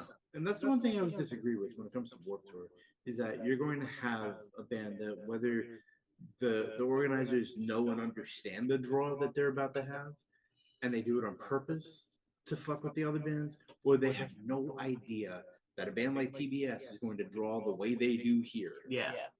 And they just say, well, yeah, I mean, they're just another band. Right. Like, no. When you go to like Pennsylvania, they might just be that other band. But no, in New York, dude, you can't. You gotta have them play alone. Not at home. That's not fair to do to any other band on the bill. No. You know, not at all. It's honestly an unfair business practice, and that band honestly would have been better off just like packing their shit and leaving. No, I know. Yeah, and that sucks. Yeah, that really does. I was friends with the band Testing for Echo a while back. They were phenomenal. Like prog alternative, they were a great band, but they gave away tickets because they were smart about how they did things. Everything was marketing for them. Everything had a way to get people to support them. So they got onto Warped at Jones Beach one year. Yeah. And the thing was, if they have 100 people show up for them, they will play their last song in their underwear. All right, well, guess what? Fucking 150 people showed up. Guess what? They dropped out. They went behind their amps, took all their clothes off, came back out, and played the last song. They basically almost naked. But to get there, yeah, they had to sell tickets. Yeah, they had to work for it. But they also gave away a lot of tickets, which is why I was there. Because I wasn't like, I wanted to go to Warp so bad my whole life, but I was never able to. And I got handed a pair of tickets. And I was like, yeah. Of course I'll fucking go. So I found out about Vanna. Vanna played right before them on the same stage. But their friends and family were the reason why there was 150 people there. Because at the same time, I'm pretty sure Real Big Fish and All American Rejects were on the other side of the block. So they were getting housed. But they put on what I would call probably one of the top 3 performances of that day. Yeah. That's going against Andrew WK. That's going against like some 41. Like the bands that I went there and I love, Testing for Echo dropped it on them. And you're about to fight me too, because Sum 41 was my favorite. Hey man, I love Sum 41. I was not missing Sum 41, but I will say that a local band who had a bargain with their fans of we'll perform naked if you guys show up for us, and they did, you know. But that's just the way. Like you got to be creative with your marketing. You got to grow through your marketing. No, absolutely, yeah. But and like nothing. I'm a little lazy with my marketing, but like we do reels. We're starting to pick it up. Like it's also a matter of like camera gear. Like I run everything off my phone as of this moment. My most recent laptop died. So like I've been just kind of running shit off the phone and having Rob Pepe make a lot of the posters. Brian Carriello's been making a lot of the posters. Like I do not have capabilities to make a poster right now. Anyone guest that I've had on the podcast so far can attest to the fact that I'm the king of technological difficulties. The king of this shit, dude. The blackout last week with Dead Within Days, losing connection with fucking, oh man. It's a Murphy's Law. I think it comes with running a podcast / YouTube channel / just entertainment video documentary special. Like you're gonna run into a lot of problems, especially in the start. Like you're not seasoned, you're not Yeah. very This well. is episode 13 right here that we're filming. So. Yeah, exactly.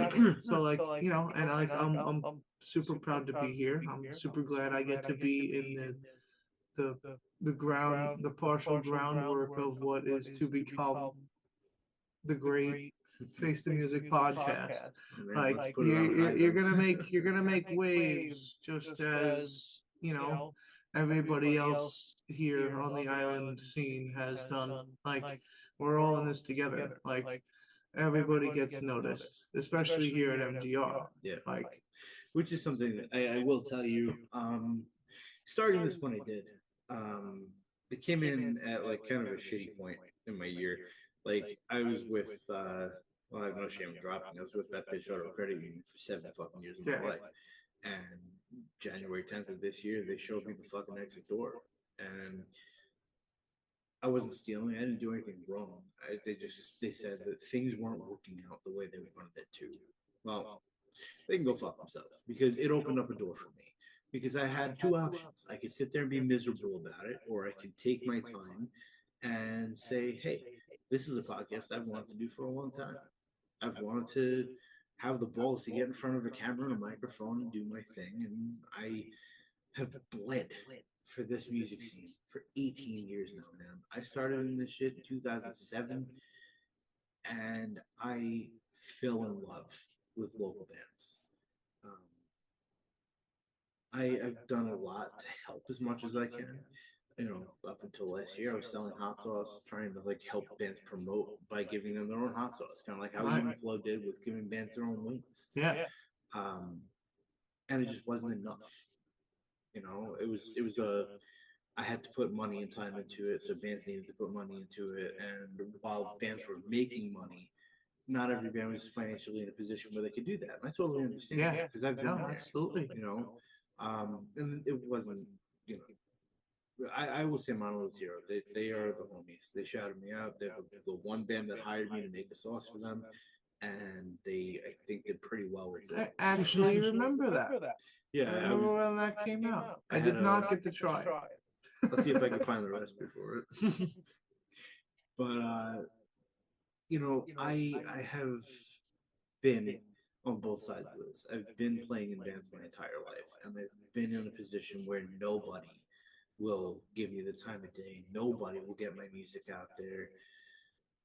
Bands get ignored, unfortunately, a lot. You have stations like the Shark, right? The Shark says that they spotlight bands and that they give bands a little bit of time on their show. Dude, they do that at like 11:30 at night on Saturday nights. Who the fuck is listening to like local radio at 11:30 p.m. on a Saturday night? Most people I know are either at a show or they're home sleeping. Nobody is tuning into a fucking radio show. Yep. And I'm sorry, but like, it's not enough. Like, hey, you know what? Kudos, because they're doing more than any other radio station's doing, but it's not enough. It's nowhere near enough. Put a band in your regular rotation during the day. How about you do like a feature like thing, like make it worth like while, like do a weekly local genuine local artist feature, play one song during like, you know, do it on like Wednesdays at like 11 o'clock right before lunch break. You know, 11 o'clock a.m. Do something that's going to get actual ears to hear these bands, because some of these bands, I will say, are better than the shit that you hear on the radio. And that's saying a lot, because like, I mean, yeah, I'm very centered in like the hard rock and metal world, but there's alternative pop punk, so many bands on this island that blow shit out of the water. It's like, listen, all these radio stations are playing shit from like what 90s, max early 2000s and earlier. Which Like, is that's what kills me when it comes to the shark like, too. listen, the music's great, but like, come on. I grew up on that kind of shit, so I have a soft spot for it. So I do I I. grew up with Everclear and the White Stripes and fucking Filter, all that crap. But like, truth be told, dude, I'm tired of hearing it. I'm tired of hearing the same 7 songs get repeated, and they're calling that keeping things young, not your dad's rock. Like, no, it's not my dad's rock, but guess what, man? Like, here I am, 37 years old. I'm fucking tired of hearing it. It sounds like we need to make our own radio station. I mean, some may say trying to do here is no, man, truth be told, I begged to get on the Shark. I begged to get on Fingers Metal Shop when he was doing that with BAB. They had a homegrown thing, and like You're the Locust had good luck with that because they were friends with them. Like if they weren't friends with Fingers on BAB, they wouldn't have gotten the play they got. And even then, you had to again wait till almost midnight to hear their shit. Yeah. Or you could just buy a CD and listen to it, or you could just fucking listen to them on Spotify or some shit. Like, yeah, it's that easy now too. You could listen to all these bands on Spotify. You could do that. My job is to give you the element that says these are the bands that I think you should check out. Um, it's giving bands a platform, and not just a platform for their music, a platform to tell their story. Yeah. I'm very big with coming from a place of almost emotionality with music. Music saved my fucking life, dude. I'm not alone. I'm not alone there. I know damn near every person I talk to, music has affected their life. I want those stories. I think everyone deserves a chance to get their story out. So that's why it doesn't matter if you are a local band, a promoter, if you're Gordon down in Florida, dude. Every single person's got a story to tell, and every single one needs to be heard. Yeah. And the thing with local music that differentiates them from that next step up, right? The next step up, the bands you see on the festivals and that are touring constantly, at least with notoriety behind their names, they all have a purpose behind their writing. Like a lot of the things in the metal genre, it's like, yeah, a lot of it is uplifting and powerful shit. Killswitch, ABR, love all that. Yeah. Worship that kind of shit, dude, because that's what gets me out. Right. Then you have the shit that's like everyone's trying to take a stand, like they're trying to say like they're anti-post or something. Like, dude, music could be used for so many things. Don't use it for hate. No, like, listen, there's a lot of bands that do it right. There's a lot of bands that really do it wrong. Yeah. And like some of my favorite bands from back in the day have really made a lot of bad choices, in my personal opinion, and they're not my favorite band anymore. And then there's other bands like The Devil Wears Prada and Idola who are literally like my top tier, like touring bands that I listen to. And then like talking about musicians having their passion projects, like I have the Stitched Up. Like, we haven't really been active. We haven't really been doing anything. Like, it's been a wild roller coaster since we started trying to record the record, and we're doing it all DIY. We're doing it all ourselves. We're we're recording, mixing, and mastering, just the 5 of us. Like, and we're gonna have a couple other producers look at our stuff, help us adjust things, but we're doing this all wholeheartedly ourselves, and it's taken one, like, not the recording, but the time has like really just like taken a lot of toll on us. Like, a lot of things have changed since we started recording this record. Like, Jenny, who was my wife, and our bassist, we had a kid. Yeah. Our guitarist Alex, he's been a father for a very long time, and now his kid's doing a lot of stuff, and he's trying to be a more involved father. He's trying to get his life straight and get everything just on track.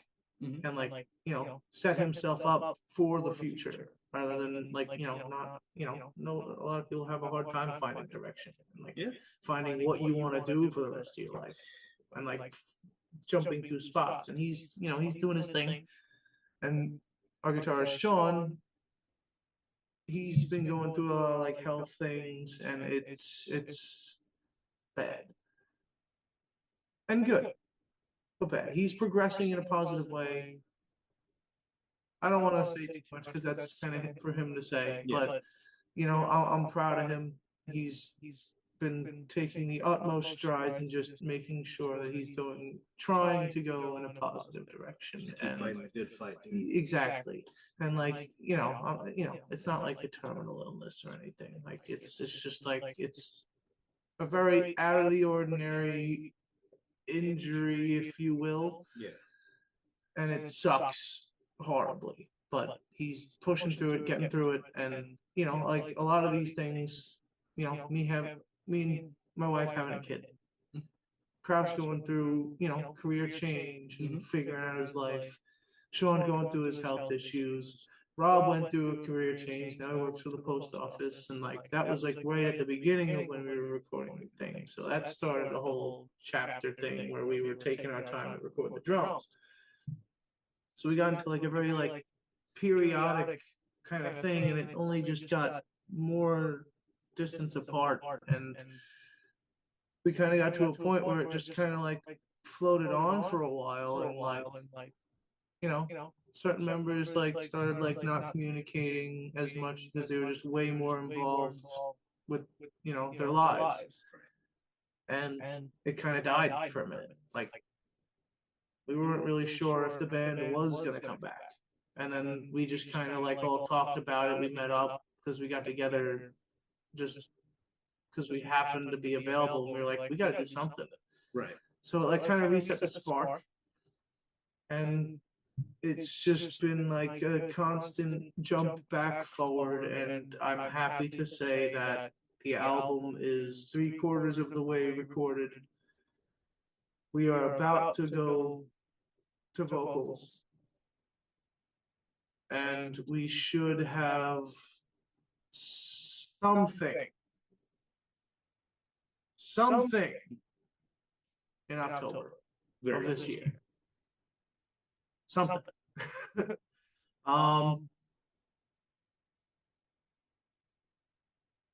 I don't really want to say too much more because then I'm going to give away shit that I really shouldn't say anything about. No, save it. But yeah, the Stitched Up will make some sort of return. As far as right now and everything that's going on, we are a studio band as far as 2025. Yeah.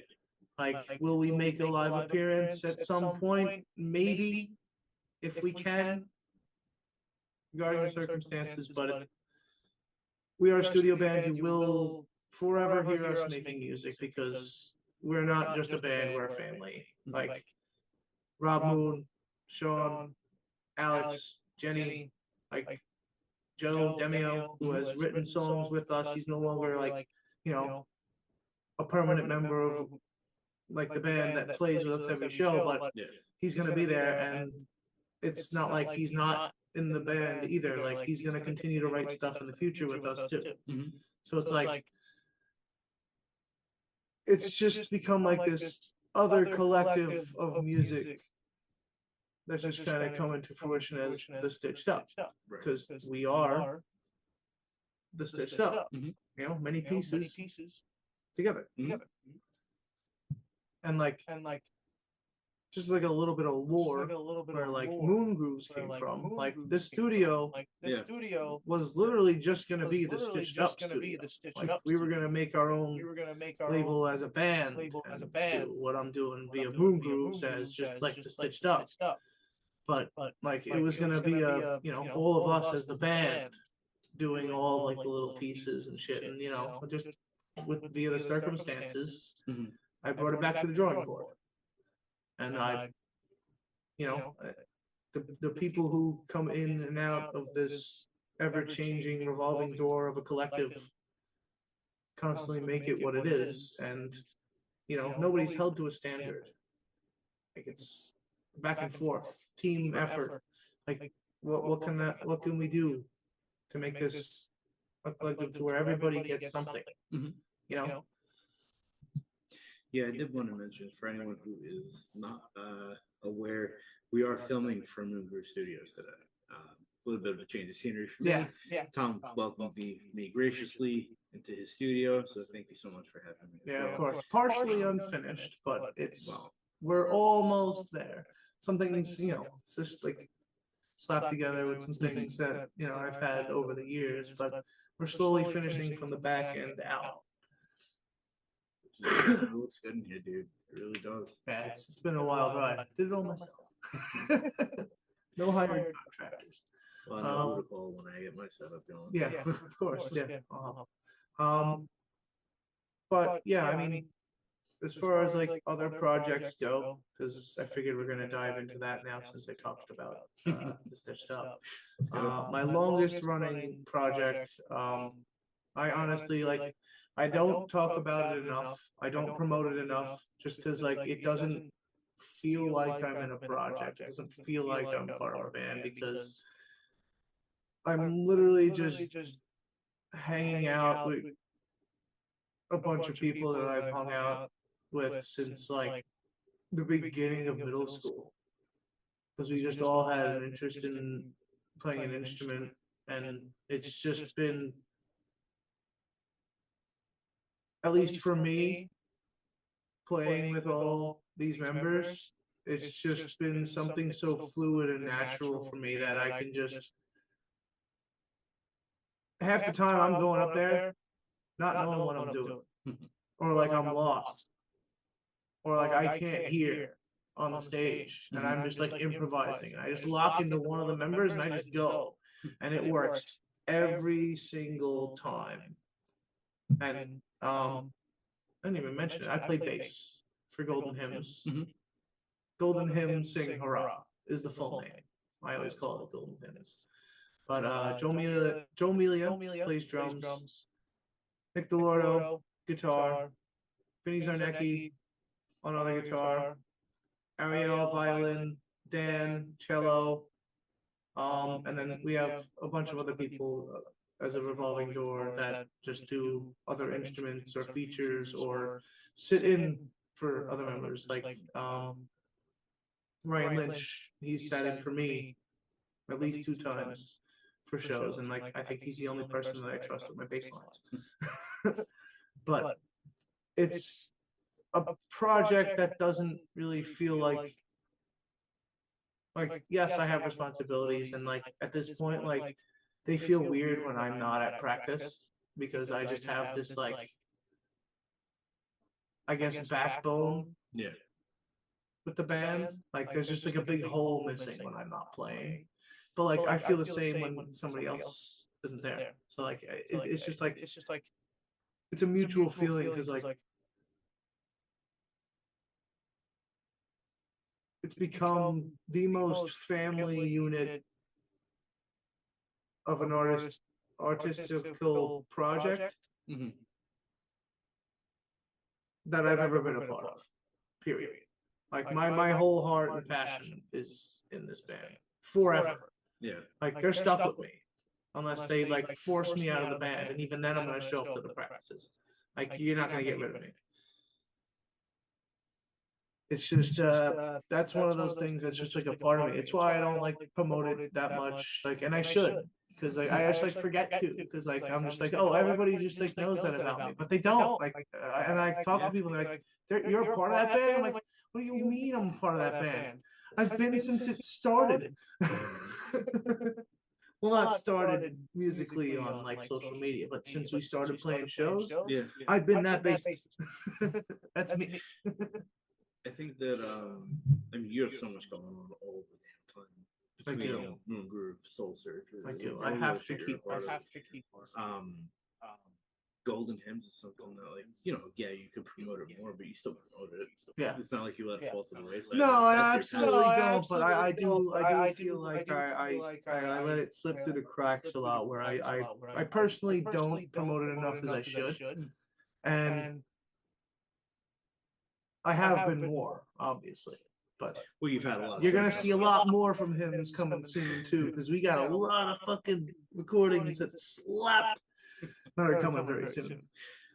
I'm looking forward to hearing that. And our songs are long. Yeah. Warning. If you ever do a review, yeah, compared to sit down for like 10, 15 minutes. Hey man, I'm a Dream Theater fan. I'm a Machine Head fan. I'm a Metallica fan. I'm used to the long songs. No I love vocals. it. That's fine. Dream Theater fan. Okay. You know, I've commented a lot the past 13 weeks on bands and like how tight people are as a unit. It's cool to see the friendship aspect there. It's something that I'm actually jealous of. I never had that. Like when I formed a band together, it's usually just 4 or 5 schmucks that like, oh yeah, we like this kind of music. Let's play this kind of music together. Right. And like, yeah, sometimes it's very cohesive, and sometimes it turns into a shitstorm and falls apart. But like, at the end of the day, the fact that you have just your boys, you know, I mean, in All Gold my Pin, bands it's are like like that at this point, dude. I was Even gonna say- Soul Searcher I was too. gonna say like, Soul Searcher. all You of them. watch, and that's the thing with you guys. I've known you for a long time, albeit I only really like got to know you over the past year. But I've known Soul Searcher and Mikey a long, long time now. Yeah. You guys always seem like you just have a great fucking time with your friends, and it's very evident. Like you guys released Time Capsule earlier this Yeah. year, which by the way, hail to that record. Thank That's you. so good. I'm very proud of it. I put a lot of passion and heart into those lyrics. You know, for I anyone took who's- I did take on a new like newish writing style with that too, compared to like what I do with Stitched Up. Even though the Stitched Up stuff is going to be newer than the Soul Searcher, even though it was written way before. It's crazy because like for me, the Soul Searcher is the newer stuff, and the Yeah. Stitched Up is going to be the older stuff. But for everybody else, it's going to be the other way around. So for those not in the know with Soul Searcher, you guys released Time Capsule earlier this year, but you did it in a very unique way. You had music video shot for all 3 songs. That to me was such a sick way to introduce that record because it put visuals on the band. And like, excuse me, it's awesome. The music's fucking incredible, but the fact that you get to watch you guys do your thing, and it really hit home with me with what we found. Yeah. I watched that, I was like, oh man, these guys just, they love what they do. They love each other. They're just having good times together. That to me was like, it hit me watching you guys do your thing, just having fun. Like, that's what this band's about. As long as I've known you guys, that's what this band's been about. It's just like the homies getting together doing the thing. Yeah. And like, you get to write some kick-ass music while you're doing it. I've always been very drawn towards Soul Searcher since I met you guys a couple of years ago, and I'm happy that you guys are still around. I mean, still writing, dude, recording, and like the craziest part is like that's not even how it like started. yeah, The whole project of Soul Searcher is fruition of Mike Mars. really, That's his like the beginning, the name, like the first EP. That's all his baby. He recorded that all on his own. I'm not on that record. huh? That is not my vocals. That's all Mike. Every little bit of that first record is Mike. The only Soul Searcher material that I am on is this 3-song EP we just released, Time Capsule. I did not know that about you guys. Yep. It started as a solo project via Mike. And the whole reason that all of us were a part of the project was because Mike kind of carefully selected people who would be able to portray his image in his head. Meanwhile, I think we've all surpassed what he wanted in his head, and instead of it being a solo project, as he first wanted it to be, he grew into wanting it to be a collective effort project where it's now become a full band, where there's not just, one guy who has to write everything. It's a collective of 5 people who enjoy getting together and creating new stuff together and just having a blast doing so. See, And you know, when it's time to get serious, we dial in and get serious. And sometimes we have a little bit of a hard time doing it, but we always come out on top. Mhm. And I couldn't be prouder of these guys and just making everything happen yeah, that we do with how much of a mess we all are in ADD. We are like we're all over the place all the time. Like the fact that we are a band is a miracle, but we make it work. And I couldn't thank Mike more for asking me to be a part of Soul Searcher when he did, because like, you know, when he first asked me, it was literally just to help him do the solo project, you know? Like I was just there to fill in a spot. Like other people had done it before me. Mhm. Like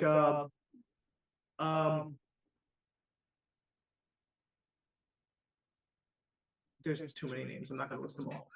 But there's like, you know, at least like 7 different people who did Soul Searcher vocals at just, you know, like at a rehearsal or practice, or like tried to sit in and just do shit with Mike, and it just wasn't it.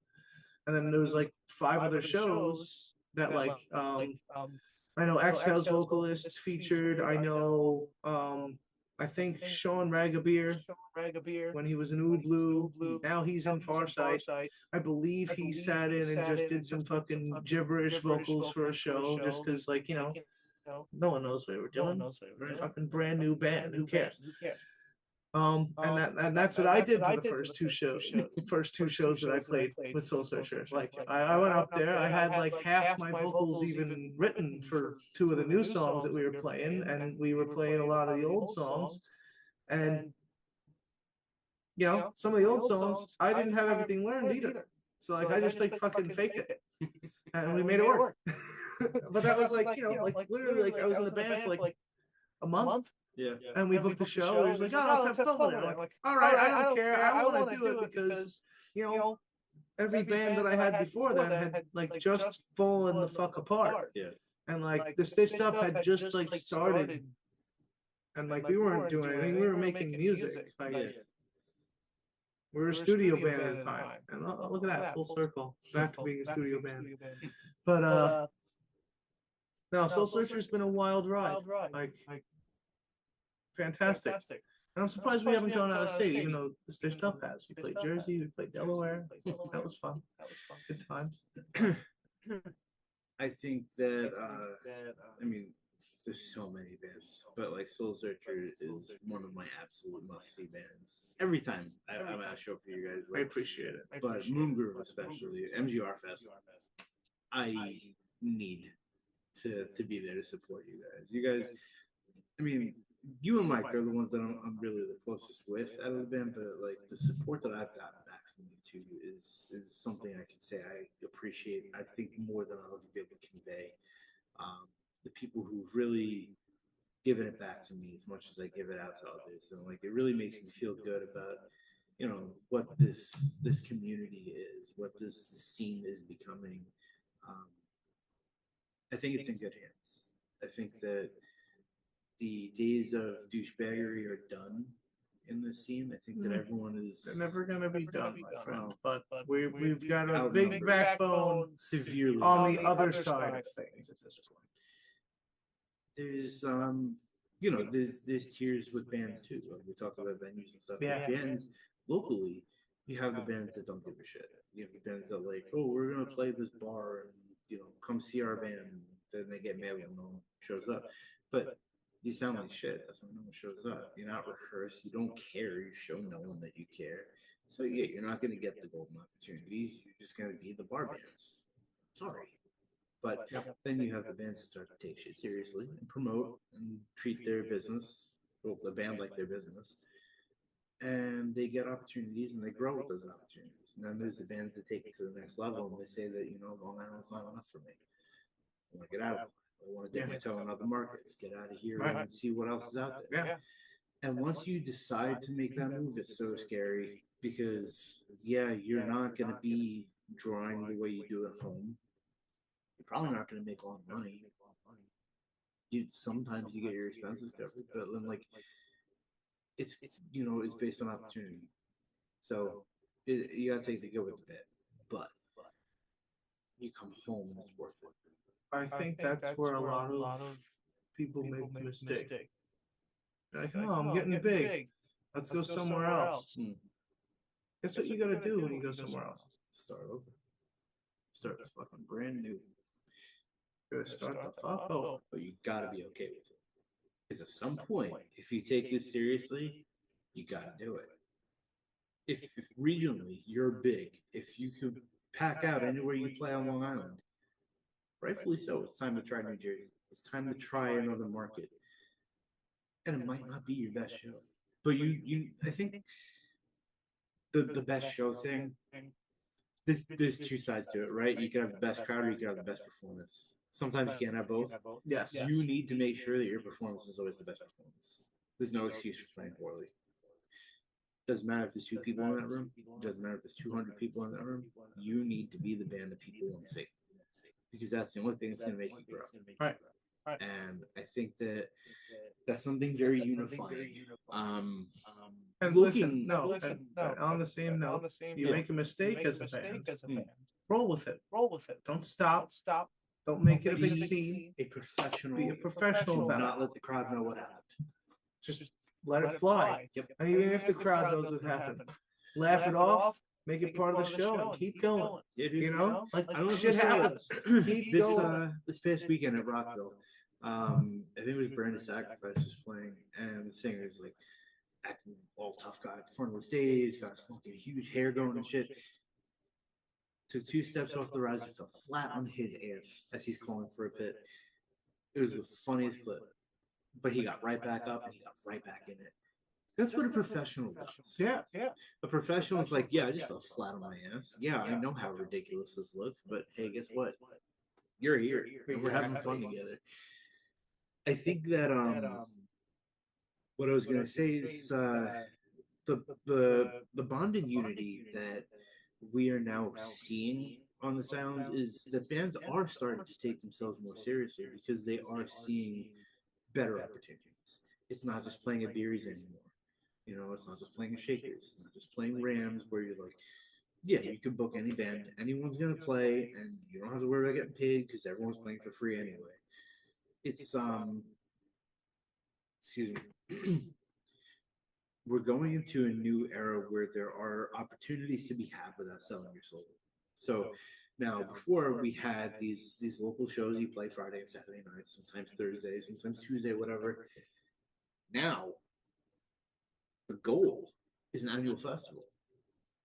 Bands are getting a shot at playing a fucking festival. This year was a hand-picked thing. You didn't do artist submissions, right? Nope. Next year, it's a commodity. Next year, you get bands that are submitting to you. Yeah.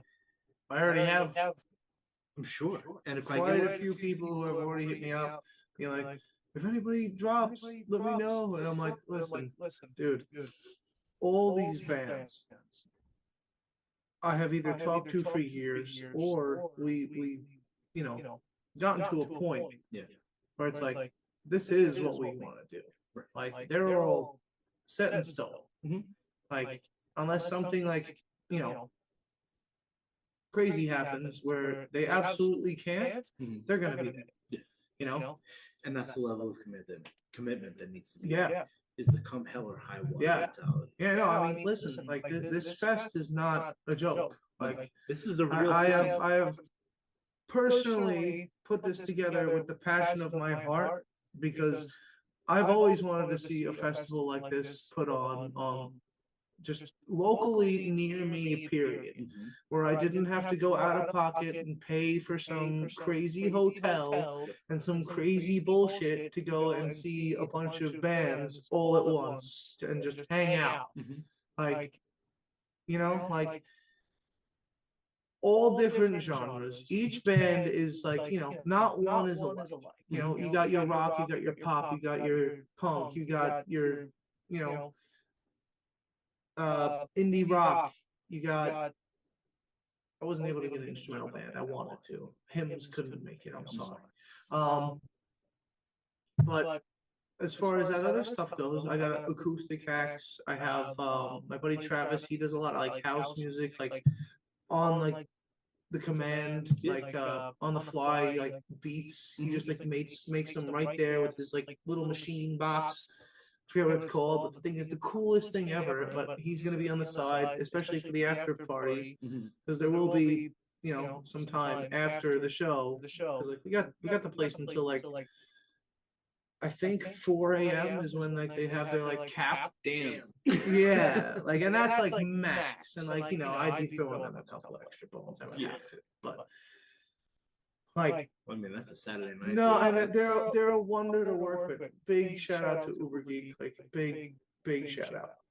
But from someone in the scene who's repping the scene, thank you, Uber Geek. Yeah, no, Thank seriously. you for taking a shot where no one else will. Yeah, That's huge. yeah. They could have said no. They Yep. could have said we don't like that kind of No, shit. and when we went Thank to go walk through the whole fest, like we went there, we met up with everybody, we met up with a couple different people in a couple different departments, because like they're clearing out their warehouse of all the stuff that like they're having in and out for their business, Yeah. the business that they run. They're clearing out their warehouse and the outside back lot for us to put on this show. That's so cool. Like they're accommodating us and their storage room. They're making sure everything's in the fridges, so we have a way to load in and out from both sides. And there will be security, so nobody should really think about trying to sneak into the back or anything, because you will get caught, you will get thrown out, and you will not be allowed in. No. I think Like the fact that we are charging nothing. Next to nothing. like next to nothing $25 for an all-day festival, and the majority of these proceeds are going towards the bands. Like, I want everybody to know that. Like, majority of these proceeds are going towards the bands, and then we are taking I don't even know what percentage of the cut MGR is going to take, but just know everything of that is going towards to continue to do these kind of shows, making sure that bands get paid, making sure that the guys who are running security, running sound, putting these shows together, like putting hours on end of work, at least a little something in their pocket, or at least like some sort of reward. Like half of us are in bands, so like half of our reward is just our band being able to play at this new venue that we were able to book at. So let me ask you something regarding this festival. How many bands had to pay for a spot to play on this festival? Not a single one. How many bands are selling tickets to this festival? Not a single one. And they're still getting paid? Yes. You are fronting a movement on this island that I'm telling you would have changed the entire fucking scene 18 years ago when I started. Thank you for everything you do, Tom. I feel like if no one else is saying it, I'm going to be more than proud to tell you thank you. Because we need it. I stand firmly behind everything that you guys are doing. This is the coolest thing. I've been waiting a long time for some shit like this to happen on Long Island. And we need it. We need it. The scene needs it. People need something to look forward to. People need something to take seriously. And dude, I've been telling you for a month now, call the news, get this shit going, because this is a happening here. Yeah. This is not some fly by night. This isn't something that was like, oh yeah, like it's a bunch of bands that are playing something. No, dude. I did that at Shakers a few years ago. That was some bands playing a thing while I grilled out back all day. Yeah. That was a fun idea. This is a festival. You organized a festival with all unsigned bands. You have bands from New Jersey, New England, Virginia. Dude, you have bands from everywhere doing this thing. And you sought them out yourself. I'm telling you, next year is going to be a wild ride for you, man. And early submission. If I get a band together in the next year, I'm throwing my hat in the ring. Oh, absolutely. You'll be, listen, if you guys just start getting your shit, at least you'll, start us off. Hey, man, that I'm willing to promote it. Yeah, no, exactly. If you happen to find a project, get your shit together, and get some shit going.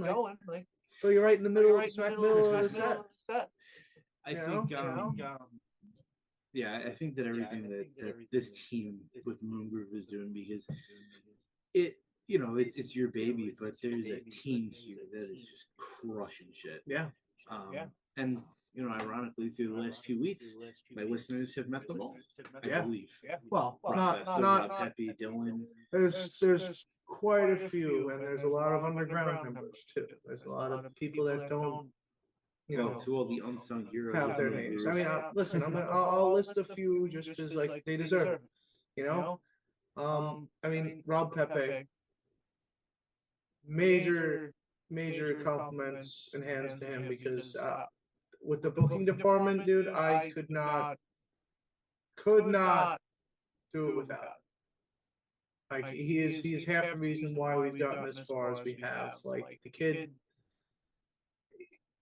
he's a madman, and a coordinator beyond my belief. Like he just knows how to organize it, knows how to not be a dick, and it's awesome. And then you got Dylan, who's like, you know, he's like the kind of, sometimes he's the comic relief in the corner of the room, and like he doesn't answer the chat as often as you want him to, but he's got these ideas that are like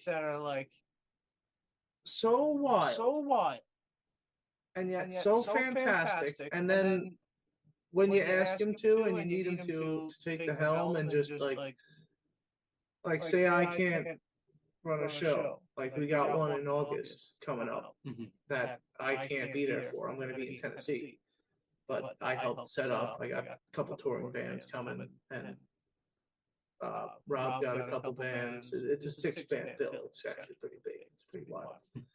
But like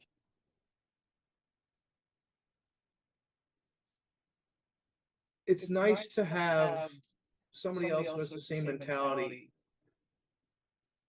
with the whole thing. Because Rob gets it. Dylan gets it.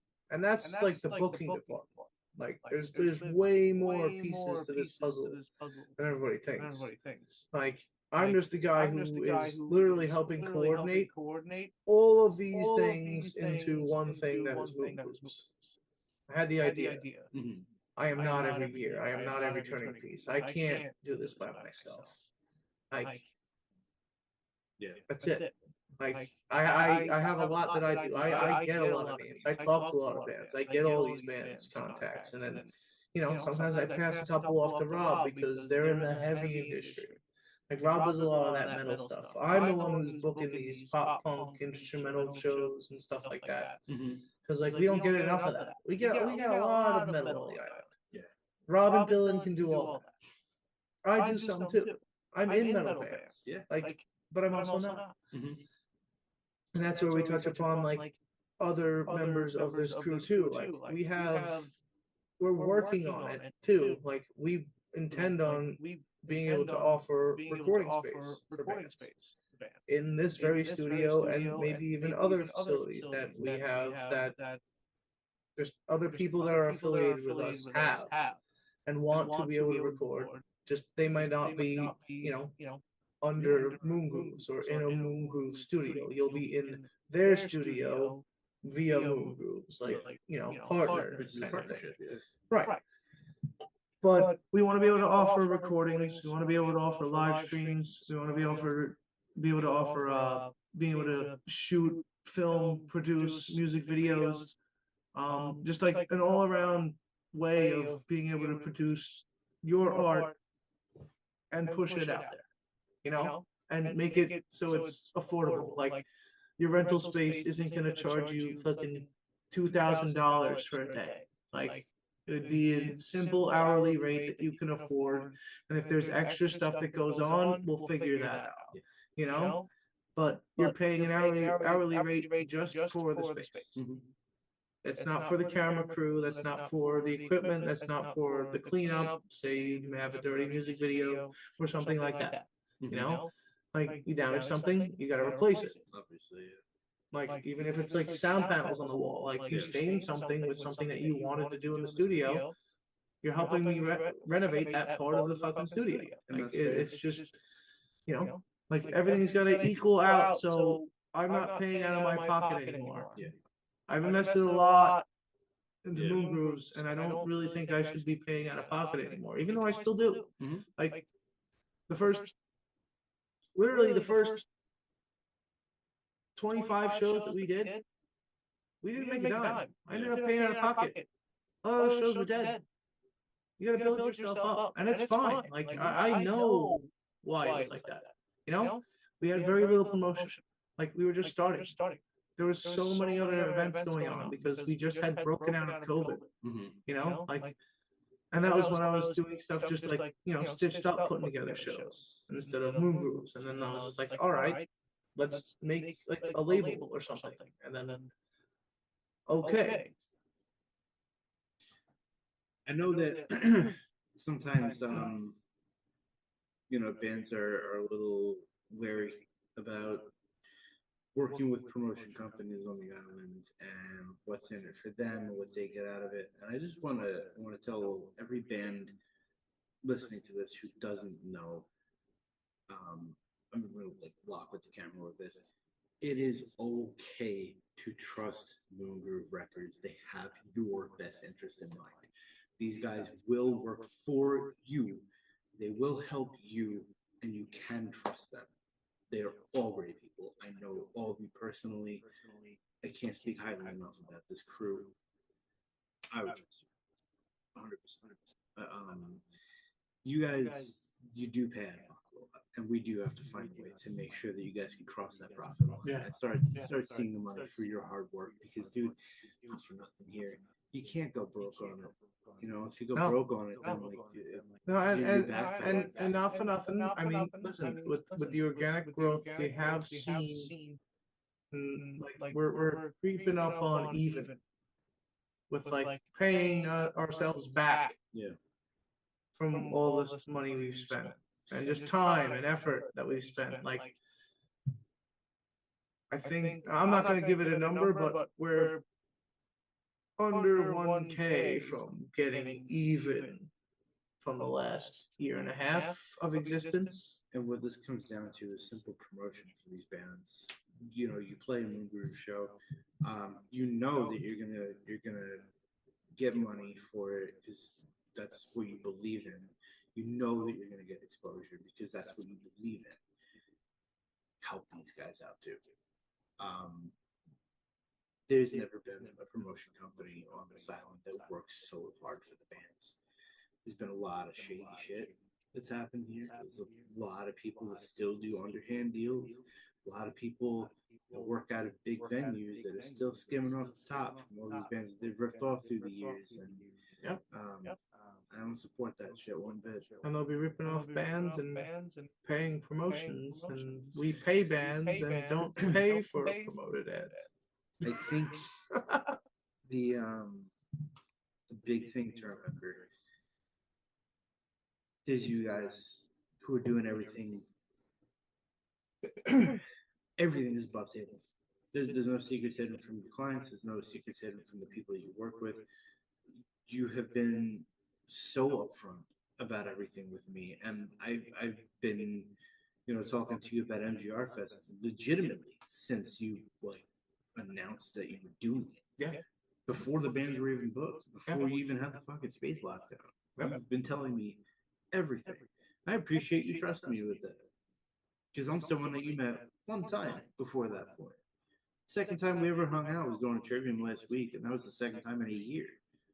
But dude, you trust people that you want to work with. You trust people because you know that like the scene is going to repay you for this kind of stuff. And I have worked with people in my life. I actually have no expectation of that. To be honest. I don't expect the amount of good karma that you're putting out in this world, dude. Whether you see it monetarily, whether you see it with your name somewhere, Moongroove Records will be recognized for the efforts that they're doing for this scene. And it may be on a small scale for now, wait till this festival's done, dude. Your name that you built, this this collaboration, this scene that you're growing right now is a thing that's going to be recognized very shortly. And it's the same thing that I tell every band that I talk to: know your worth, know what you do, know how much you give, and know that it's coming back to you. I worked with a guy back before Shakers was Shakers, when it was still Finn's Pub. Yeah.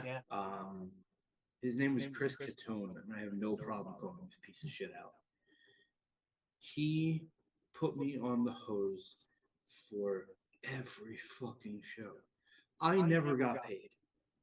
The deal was always, you draw X amount through the door, we'll pay you for X amount. I sold physical tickets. I had people go to the door. I sold everything that I had. But we drew. I never saw that. Then this piece of shit calls me 2 o'clock in the morning one morning. Hey, it's Chris. What's up, Chris? Oh, hey, listen, I need to meet up with you. Why? Oh, I need to borrow like $20, $30. Go fuck yourself, dude. So you don't pay me a dime? You think we're friends, first of all? No. You're going to hit me up in the middle of the night because you probably got to go get some fucking drugs or some shit? Get the fuck out of here. That's a point where, like, these people really do try to use and abuse people based on opportunity. He apologized for me. Apologized to me for that call. Said, I got a really good opportunity for you. It's at Sinclair's Pub in West Babylon. You're going to be opening for whoever, I forget. I need you to sell 40 tickets. He's like, Chris, go fuck yourself. That was the last time. I was like, lose my number. I'm done with this shit. I'm not working with you again. You're a shady piece of shit. And I never heard that guy's name again after that.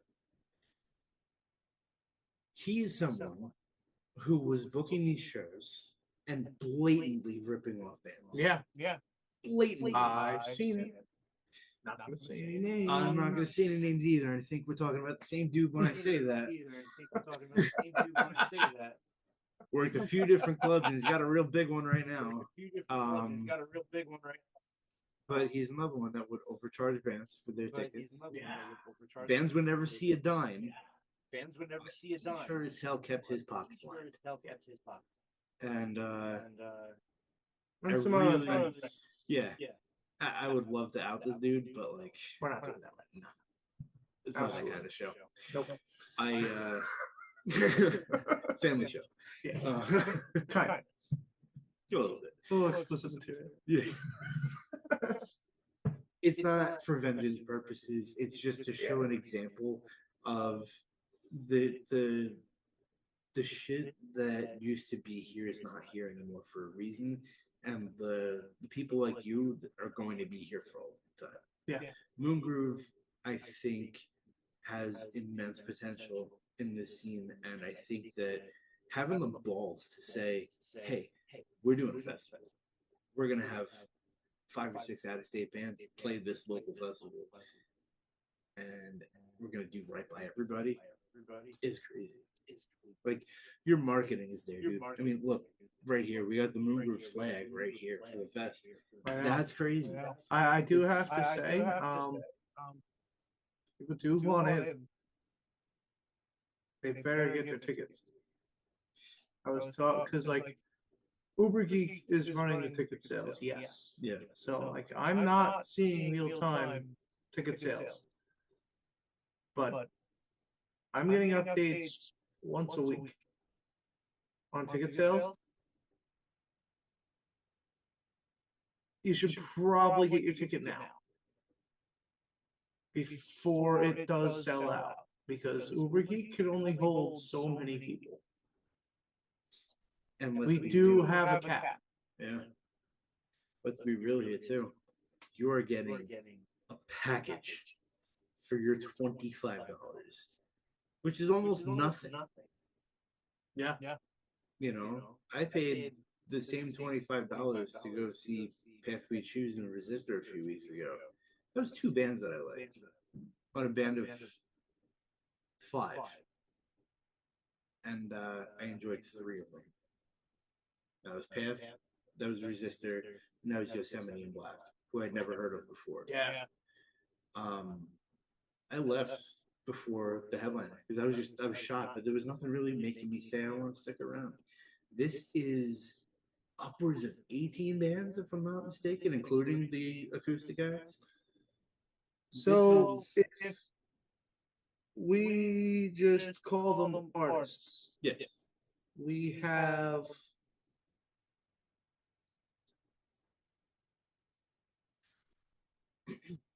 technically a full 20. That's sick. But that's counting Travis, who is literally doing like intermission and house and stuff, which is literally when we have it, if we have it. Yeah. Because like, if anything, he's going to be doing after our one artist that wasn't announced because it was just a shit show and really funny. But he is a very big affiliate of Moongroove Records, and I'm not going to say much because you'll have to stay after the headliner to find out what's going on. Okay, that's fair. Because we will do a little something afterwards. Because we're only gonna end around like 10:30, 11 o'clock. Yeah. With the big music. Like after that, it's gonna be a lot of just chill vibes. Let the vendors do their thing. Everybody can hang out. Nobody's rushed out. You know, like real festival vibes. And like there'll probably be other entertainment. Maybe we'll do like a little open mic or a karaoke thing. Like there will be other things going on after. And having spoken to a lot of the other vendors, there's a lot of things being planned. That's going to be a lot of fun. Oh yeah, no, there's going to be raffles. There's a lot of giveaways, raffles, super fun. A lot of fun things you can just buy and pick up, and just things to support. Because really, at the end of the day, as a consumer, you want to know that your money is being utilized the right way, and you want to know that you're going to get something out of it. And I'm telling you, $25 for a festival of this size is a steal. You go to pick any random 2 local shows, you're paying more. Yeah. At this point. And you're not killing yourself walking, a quarter of a mile every time you want to go do a lap. You're walking, maybe like feet. 100 feet every lap. It's not a tiring day. It's gonna be fun. Every vendor, I mean, we all have something. We all have something that's gonna be fun for everyone to do. I'm working on a couple donation things. I'm just waiting on green lights, like I was saying. It's, I can't say anything until I can say it, but just because I don't know logistically how to make that happen yet. But I'm waiting for people to get back to me. I know I was talking to you previously. I'm planning on launching a special hot sauce for the day. So anyone who's followed me the past couple of years knows that I started facing music as a hot sauce company.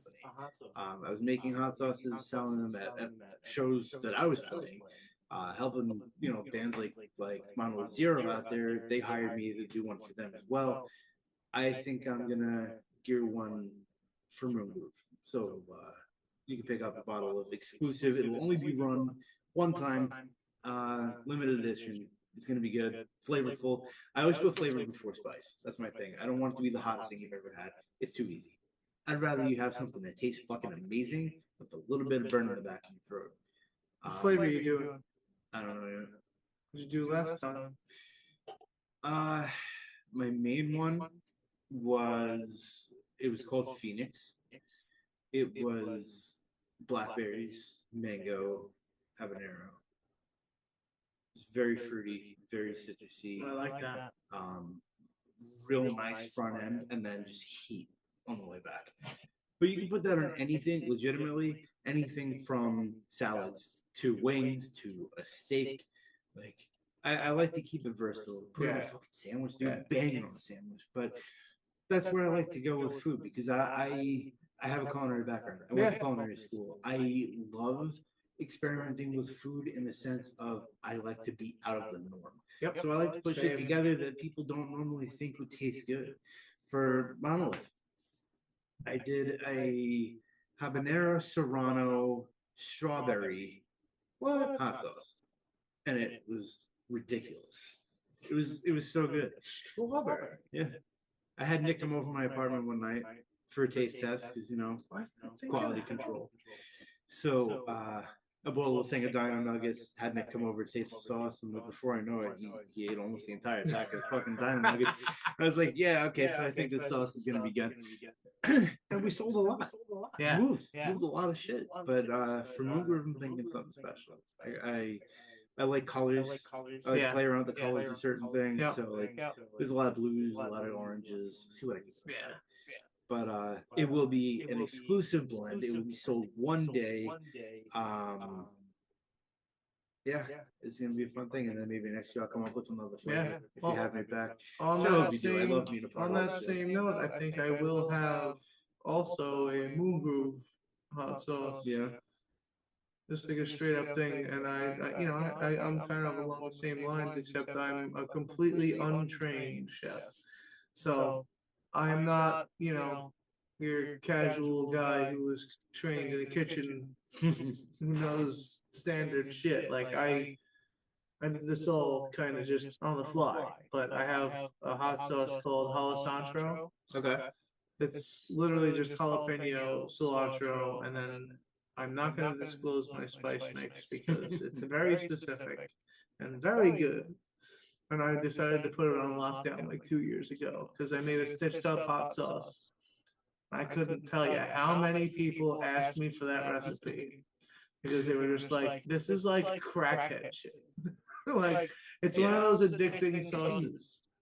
I will never tell you what goes into my sauces. I will just tell you what my primary don't. ingredients are. Magician never reveals the secrets. Amen. Yeah, I mean, again, talking about promotion and all that kind of shit. Like I do this thing for free. This is a free podcast. I love the Long Island music scene, so I want to make sure that bands have a voice. It doesn't mean that I don't want to start selling stuff. I do. But I just want people to know the value of what they're getting out of it. I don't have a job right now. I'm looking for work, but I don't want to go back to that 9 to 5 bullshit ever again. I want to be happy with my life, dude. And I can honestly say, 7 years working in the same place, the best thing that ever happened to me out of it was getting fired. Yeah. I'm on this potential for me. I'm having such a good time. It's opening doors for me. I'm talking to people like never thought I would get the opportunity to talk to, meeting people that I am fascinated by their stories, dude. This is such a gratifying thing for me. I would love to turn this into a career somehow, but it starts with small shit. Same. Yeah. Right now I'm an electrician, and I'm about to start my own business. I have my LLC. I'm about to get my license. My boss is giving me the company, as long as I play my cards right. But it's like I'm also starting this label, and like if I could do this full time and work from home, and be with my son instead of being gone 8 to 9 to 10 hours a day. Yeah, it's a no-brainer, dude. What would you pick? I would pick this every single time. Like even before my son, what are my freaking dogs that are here 8 hours a day by themselves, locked in my freaking house until I get home? Yeah. That sucks. It bothers me. I hate society. Yeah, I'm not a fan. Well, no, you gotta go to work every day. You get paid because money, paper, fucking bullshit matters. Whatever. I hate to say that money matters, but it does. It does, and it shouldn't, but that's not a topic for here. See, honestly, this podcast is it's very sustainable for me. Yeah. It's free. It doesn't cost me anything to do. No, and it's fun. It's fun. I have a great time doing it. At the end of the day, though, it is a lot of work that I'm doing for free. And like, what people don't see is all behind the scenes. No, like, I'm not asking anyone for a dime for shit. Just the festivals and shit. Like, hey, if you see a T-shirt, buy a T-shirt. Yeah. If you see a bottle of hot sauce, grab a bottle of hot sauce. I'll probably cut you a deal on both if you want to buy them both. Yeah, But like, support me a little bit. I'm not setting up a Patreon. I'm not going to be one of those jerk offs that's like, oh, exclusive content on my Patreon. No, I'm not do gonna that do when shit. you're established. Even later later probably on, won't but do like, it. I don't have that kind of time, dude. No.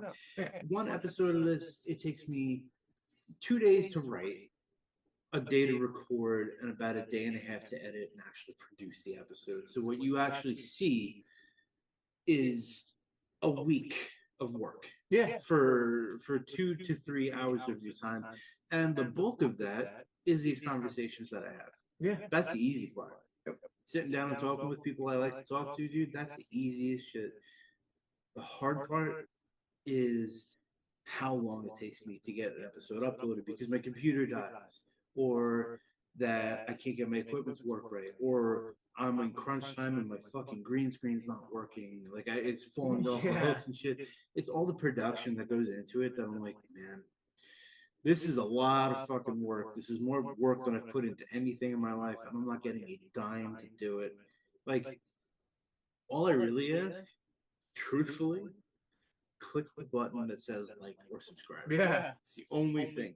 Share. Listen, because I like talking to people who have something to talk about. Yeah.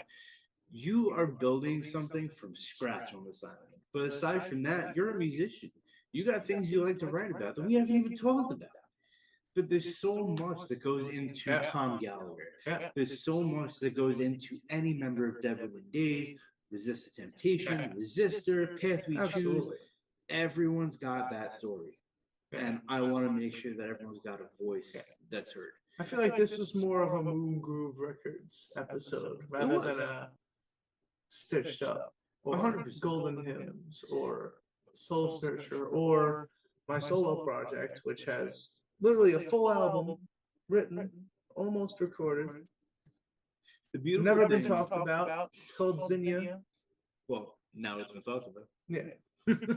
It will be a thing eventually when I have time to finish it myself because it's all produced by me.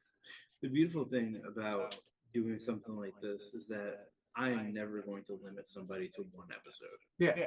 I'm never going to do it. And if I had my opportunity, Oh no! to do it, What do you mean? We're gonna be talking for years. if I had my way, these episodes wouldn't You're gonna be be on my podcast. these episodes wouldn't be 1 to 2 hours. They wouldn't really have a limit. I enjoy talking to people about what they're passionate about.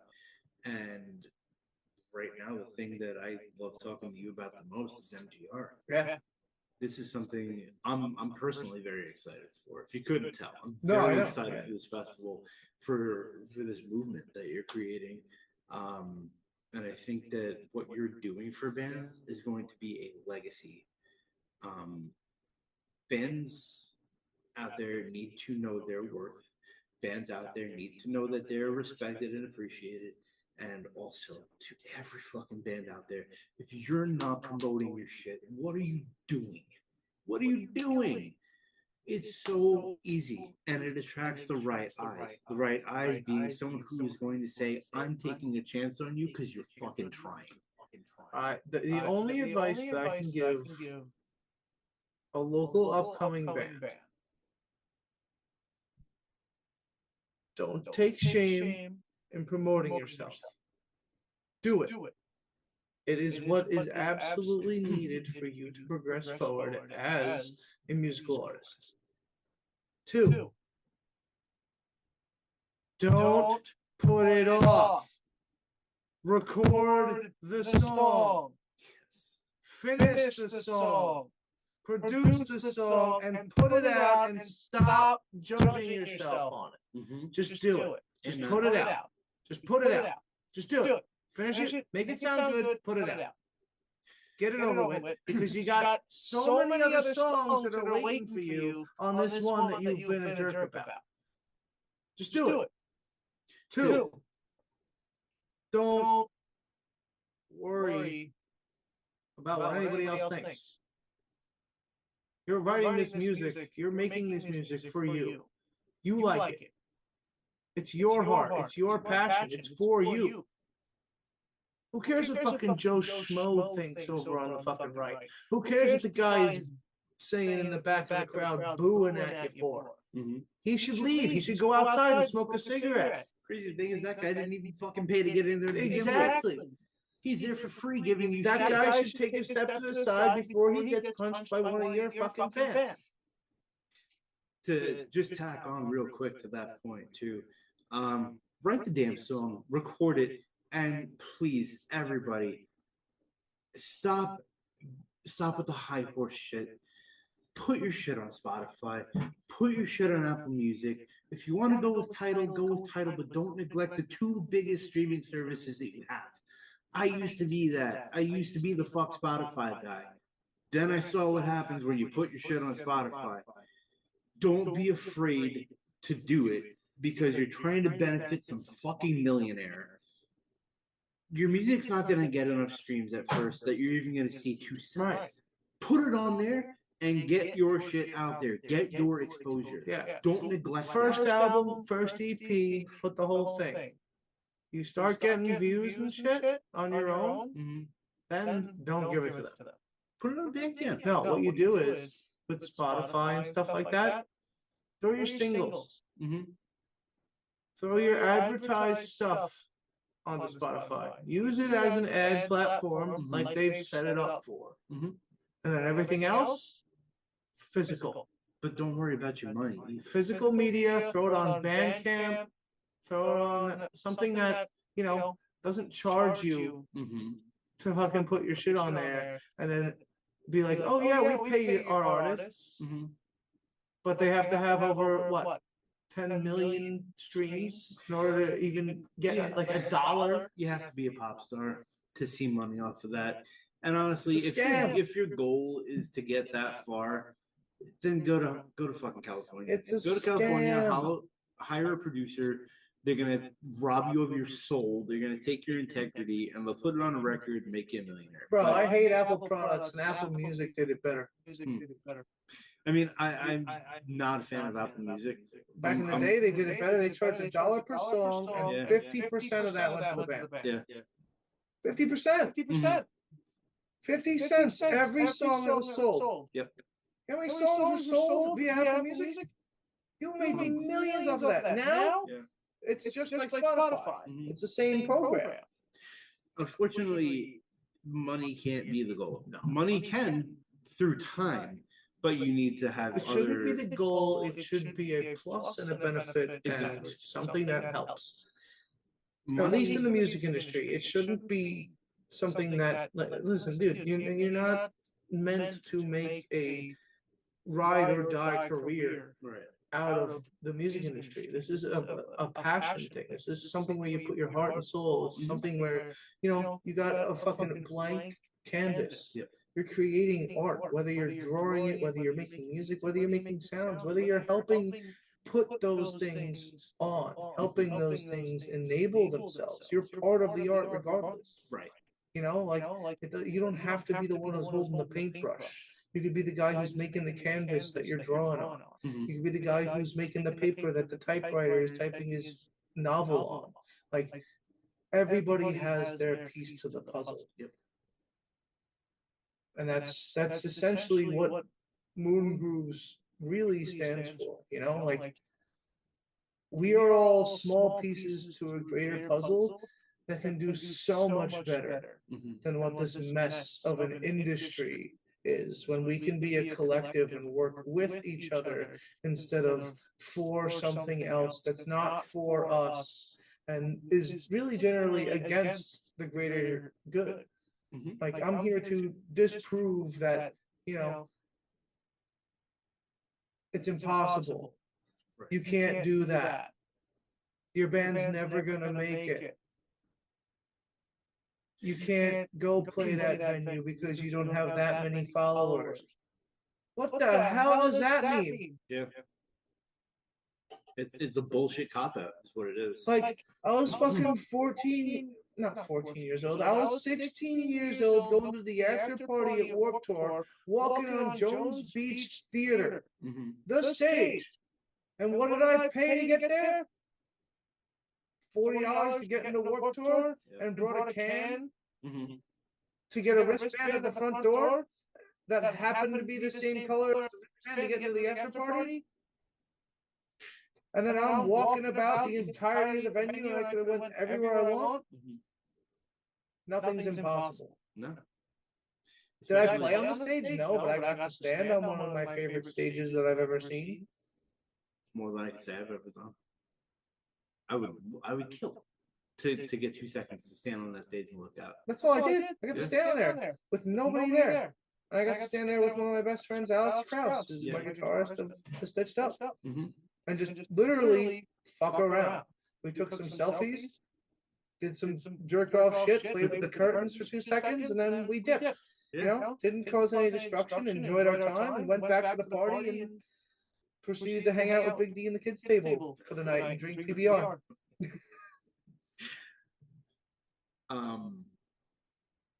Yeah, I think that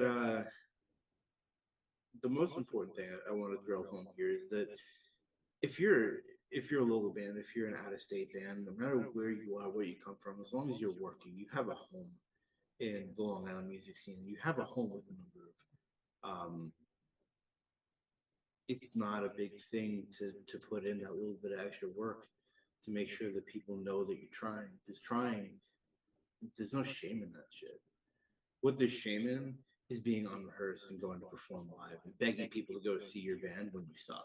Yeah, I mean that's shame. That's what we support. Listen, you start with the effort, the drive, the forwardness. Like as long as you got that, we will give you the chance, you know? And like things are starting to pick up now that we're getting more notoriety. Like people are hitting us up. They're asking us to do album releases. They're asking us to do shit. Like we're starting to get booked up till September. Yeah. As of right now. Like if we're gonna put on other shows, it's gotta be worth our while. And I might not even be there. One of our other guys, you know, they're gonna have to be there. Like it's just kind of crazy. And if you want to do something, sooner than later, and we'll do our best to help you out no matter what. You know, we're here to bring everybody together. And you know, I didn't even finish listing people before.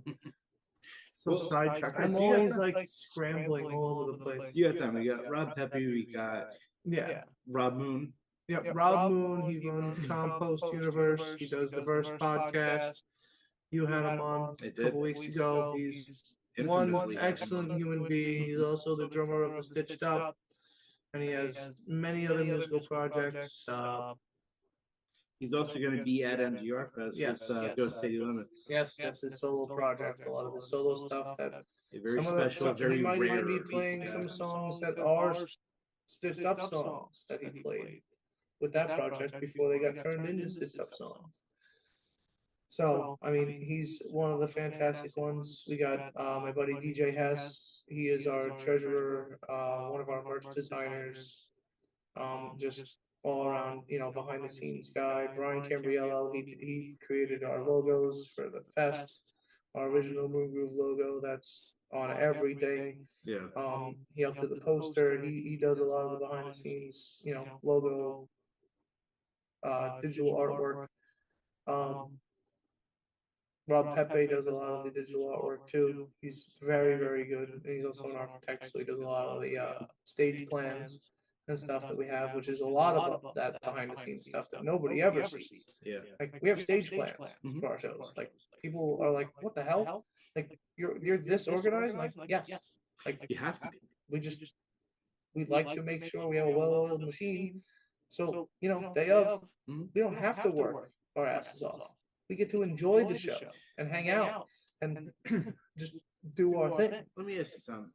How much does it hurt you to put in that extra effort?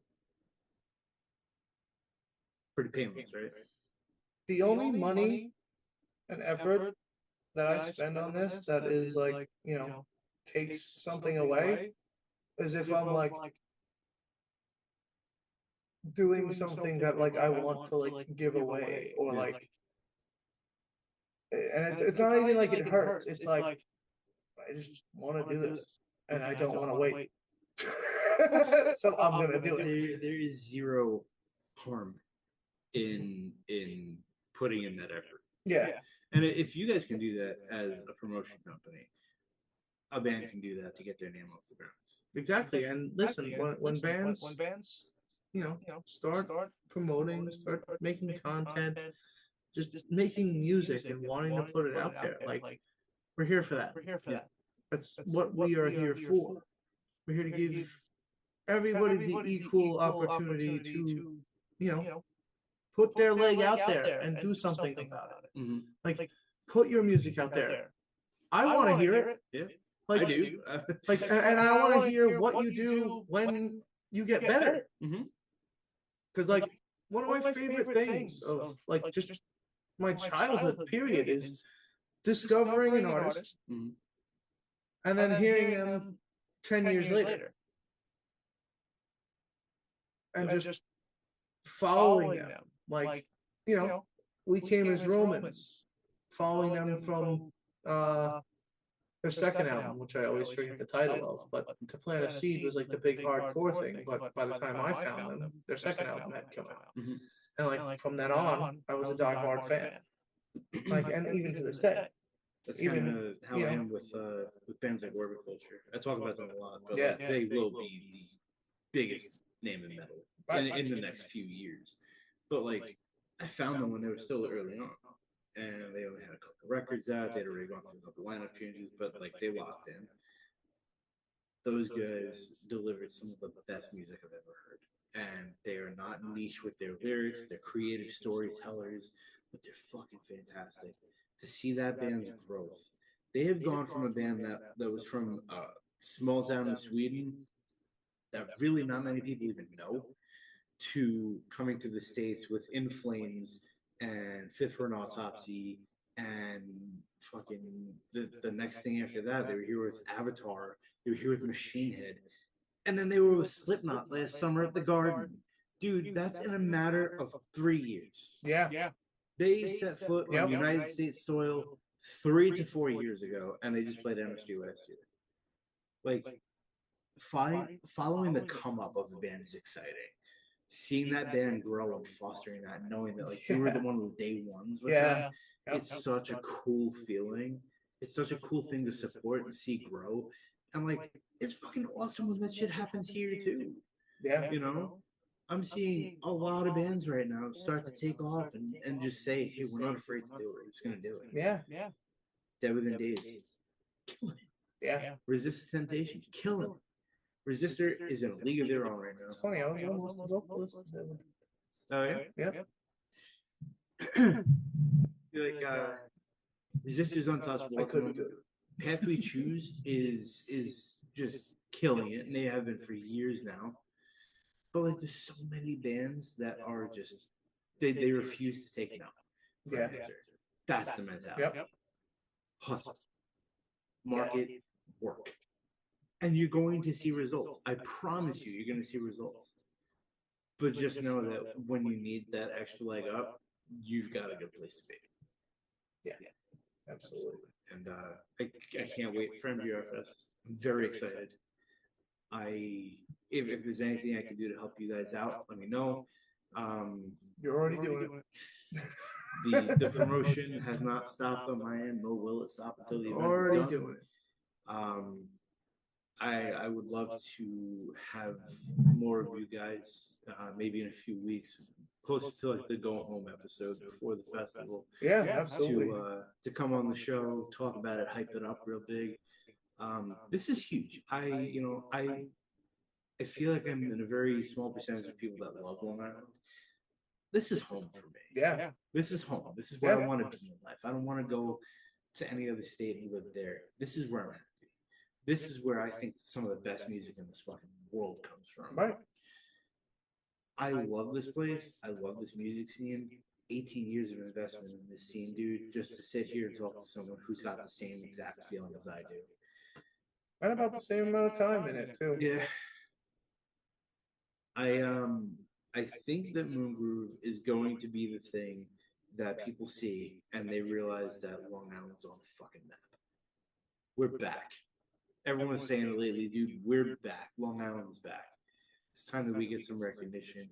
We pump this shit out. And next year, dude, I promise you, you're going to have a commodity on your hands. And I can't wait to see it because that's the come up I'm here for. Damn right. We're here to change the music industry in a new way.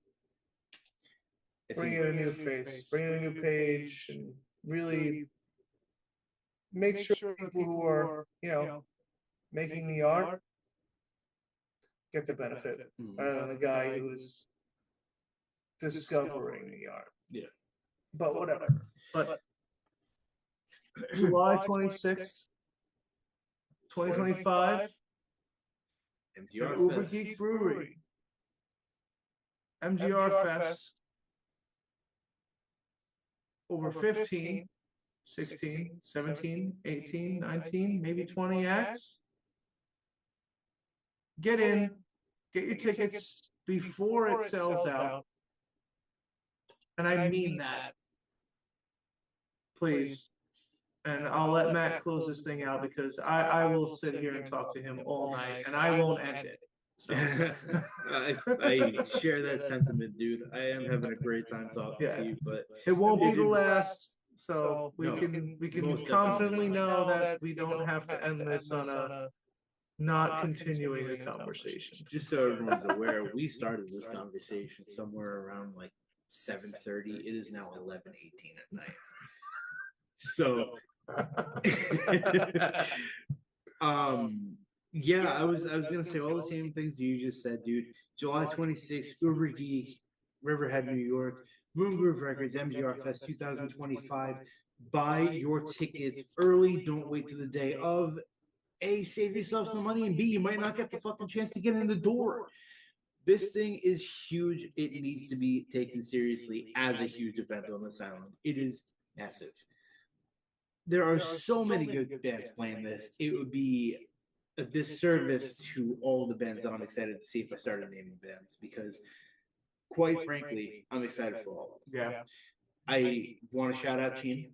Huge. I can't wait to see them. They're so much fucking fun to listen to. Resist the Temptation, Path We Choose, Soul Searcher. Dude, it goes on, and I cannot wait. Yeah. I will be there bright and early with you. Thank you so much for having me as a vendor. It means the world to me. And this is proof that you are willing to take a chance on someone. This podcast is 13 weeks old. Exactly. 13 weeks with this episode. Yes, I have experience in the scene. Yes, I have tons of experience playing in the scene. I'm a brand new podcaster, and this man reached out to me and said, I want you to be a podcast. I want you to be a vendor at MGR Fest. I want you to come and do your thing. That means the world to me, man. I will be there. I will not let you down, first of all. Damn. And it's going to be fun, man. Yeah. It's going to be a good time.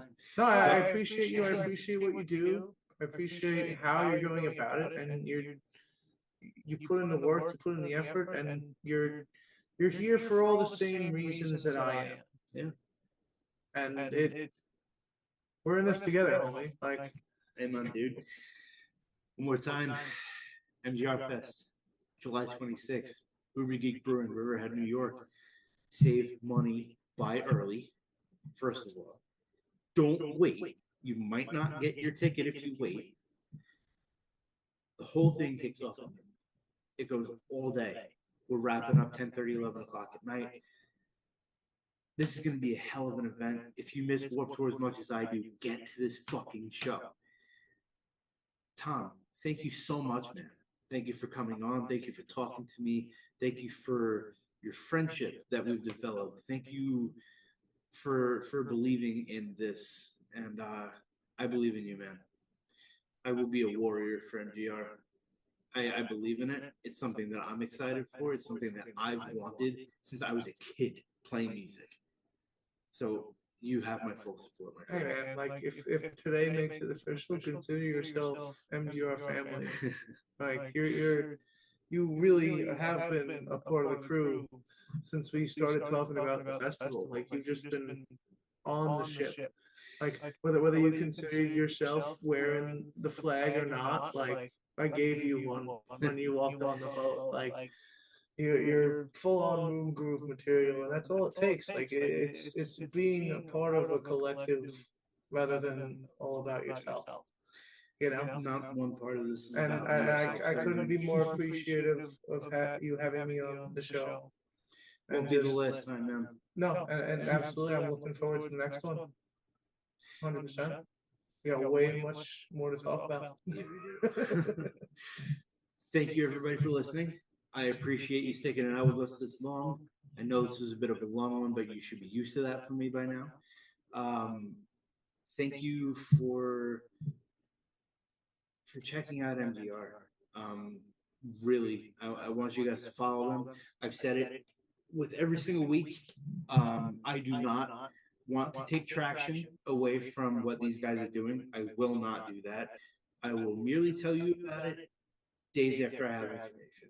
Go follow Moongroove Records for everything up to date. The whole lineup's been announced, but they are not done. They're not done. Check out everything they have coming up. Follow the bands that are playing this festival, even the ones that are out of state, especially the ones that are out of state. Thank you for tuning in for another episode. This is week 13, going on 100. Let's get this thing to the fucking moon. Thank you so much, Tom. I appreciate you, man. Peace. Thank you for tuning in to another episode. Thank you so much to Tom Gallagher for coming on and talking for a bit. Tom will not only be running MGR Fest, but he's also performing with Soul Searcher at the fest as well, so make sure that you go check them out. Thank you for your time and your support.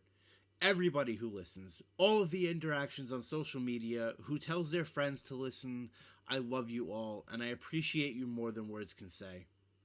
Again, the easiest and the cheapest way for someone to support a friend or family member's business ventures is to help get the word out. I do it for everybody in my life who is starting something up. It takes zero effort or time. Share the page, like and share a post. Tell a friend about something I've said or a band you heard on the podcast. Go get tickets to a show or stream the music that you hear. If you're watching on YouTube, drop the hardest click on the subscribe button possible. It goes a long way. Thank you for tuning in, and I hope to see you again on the next one. You have been listening to the Face the Music podcast. Be well, everybody. Be safe, and I will see you again soon. Peace.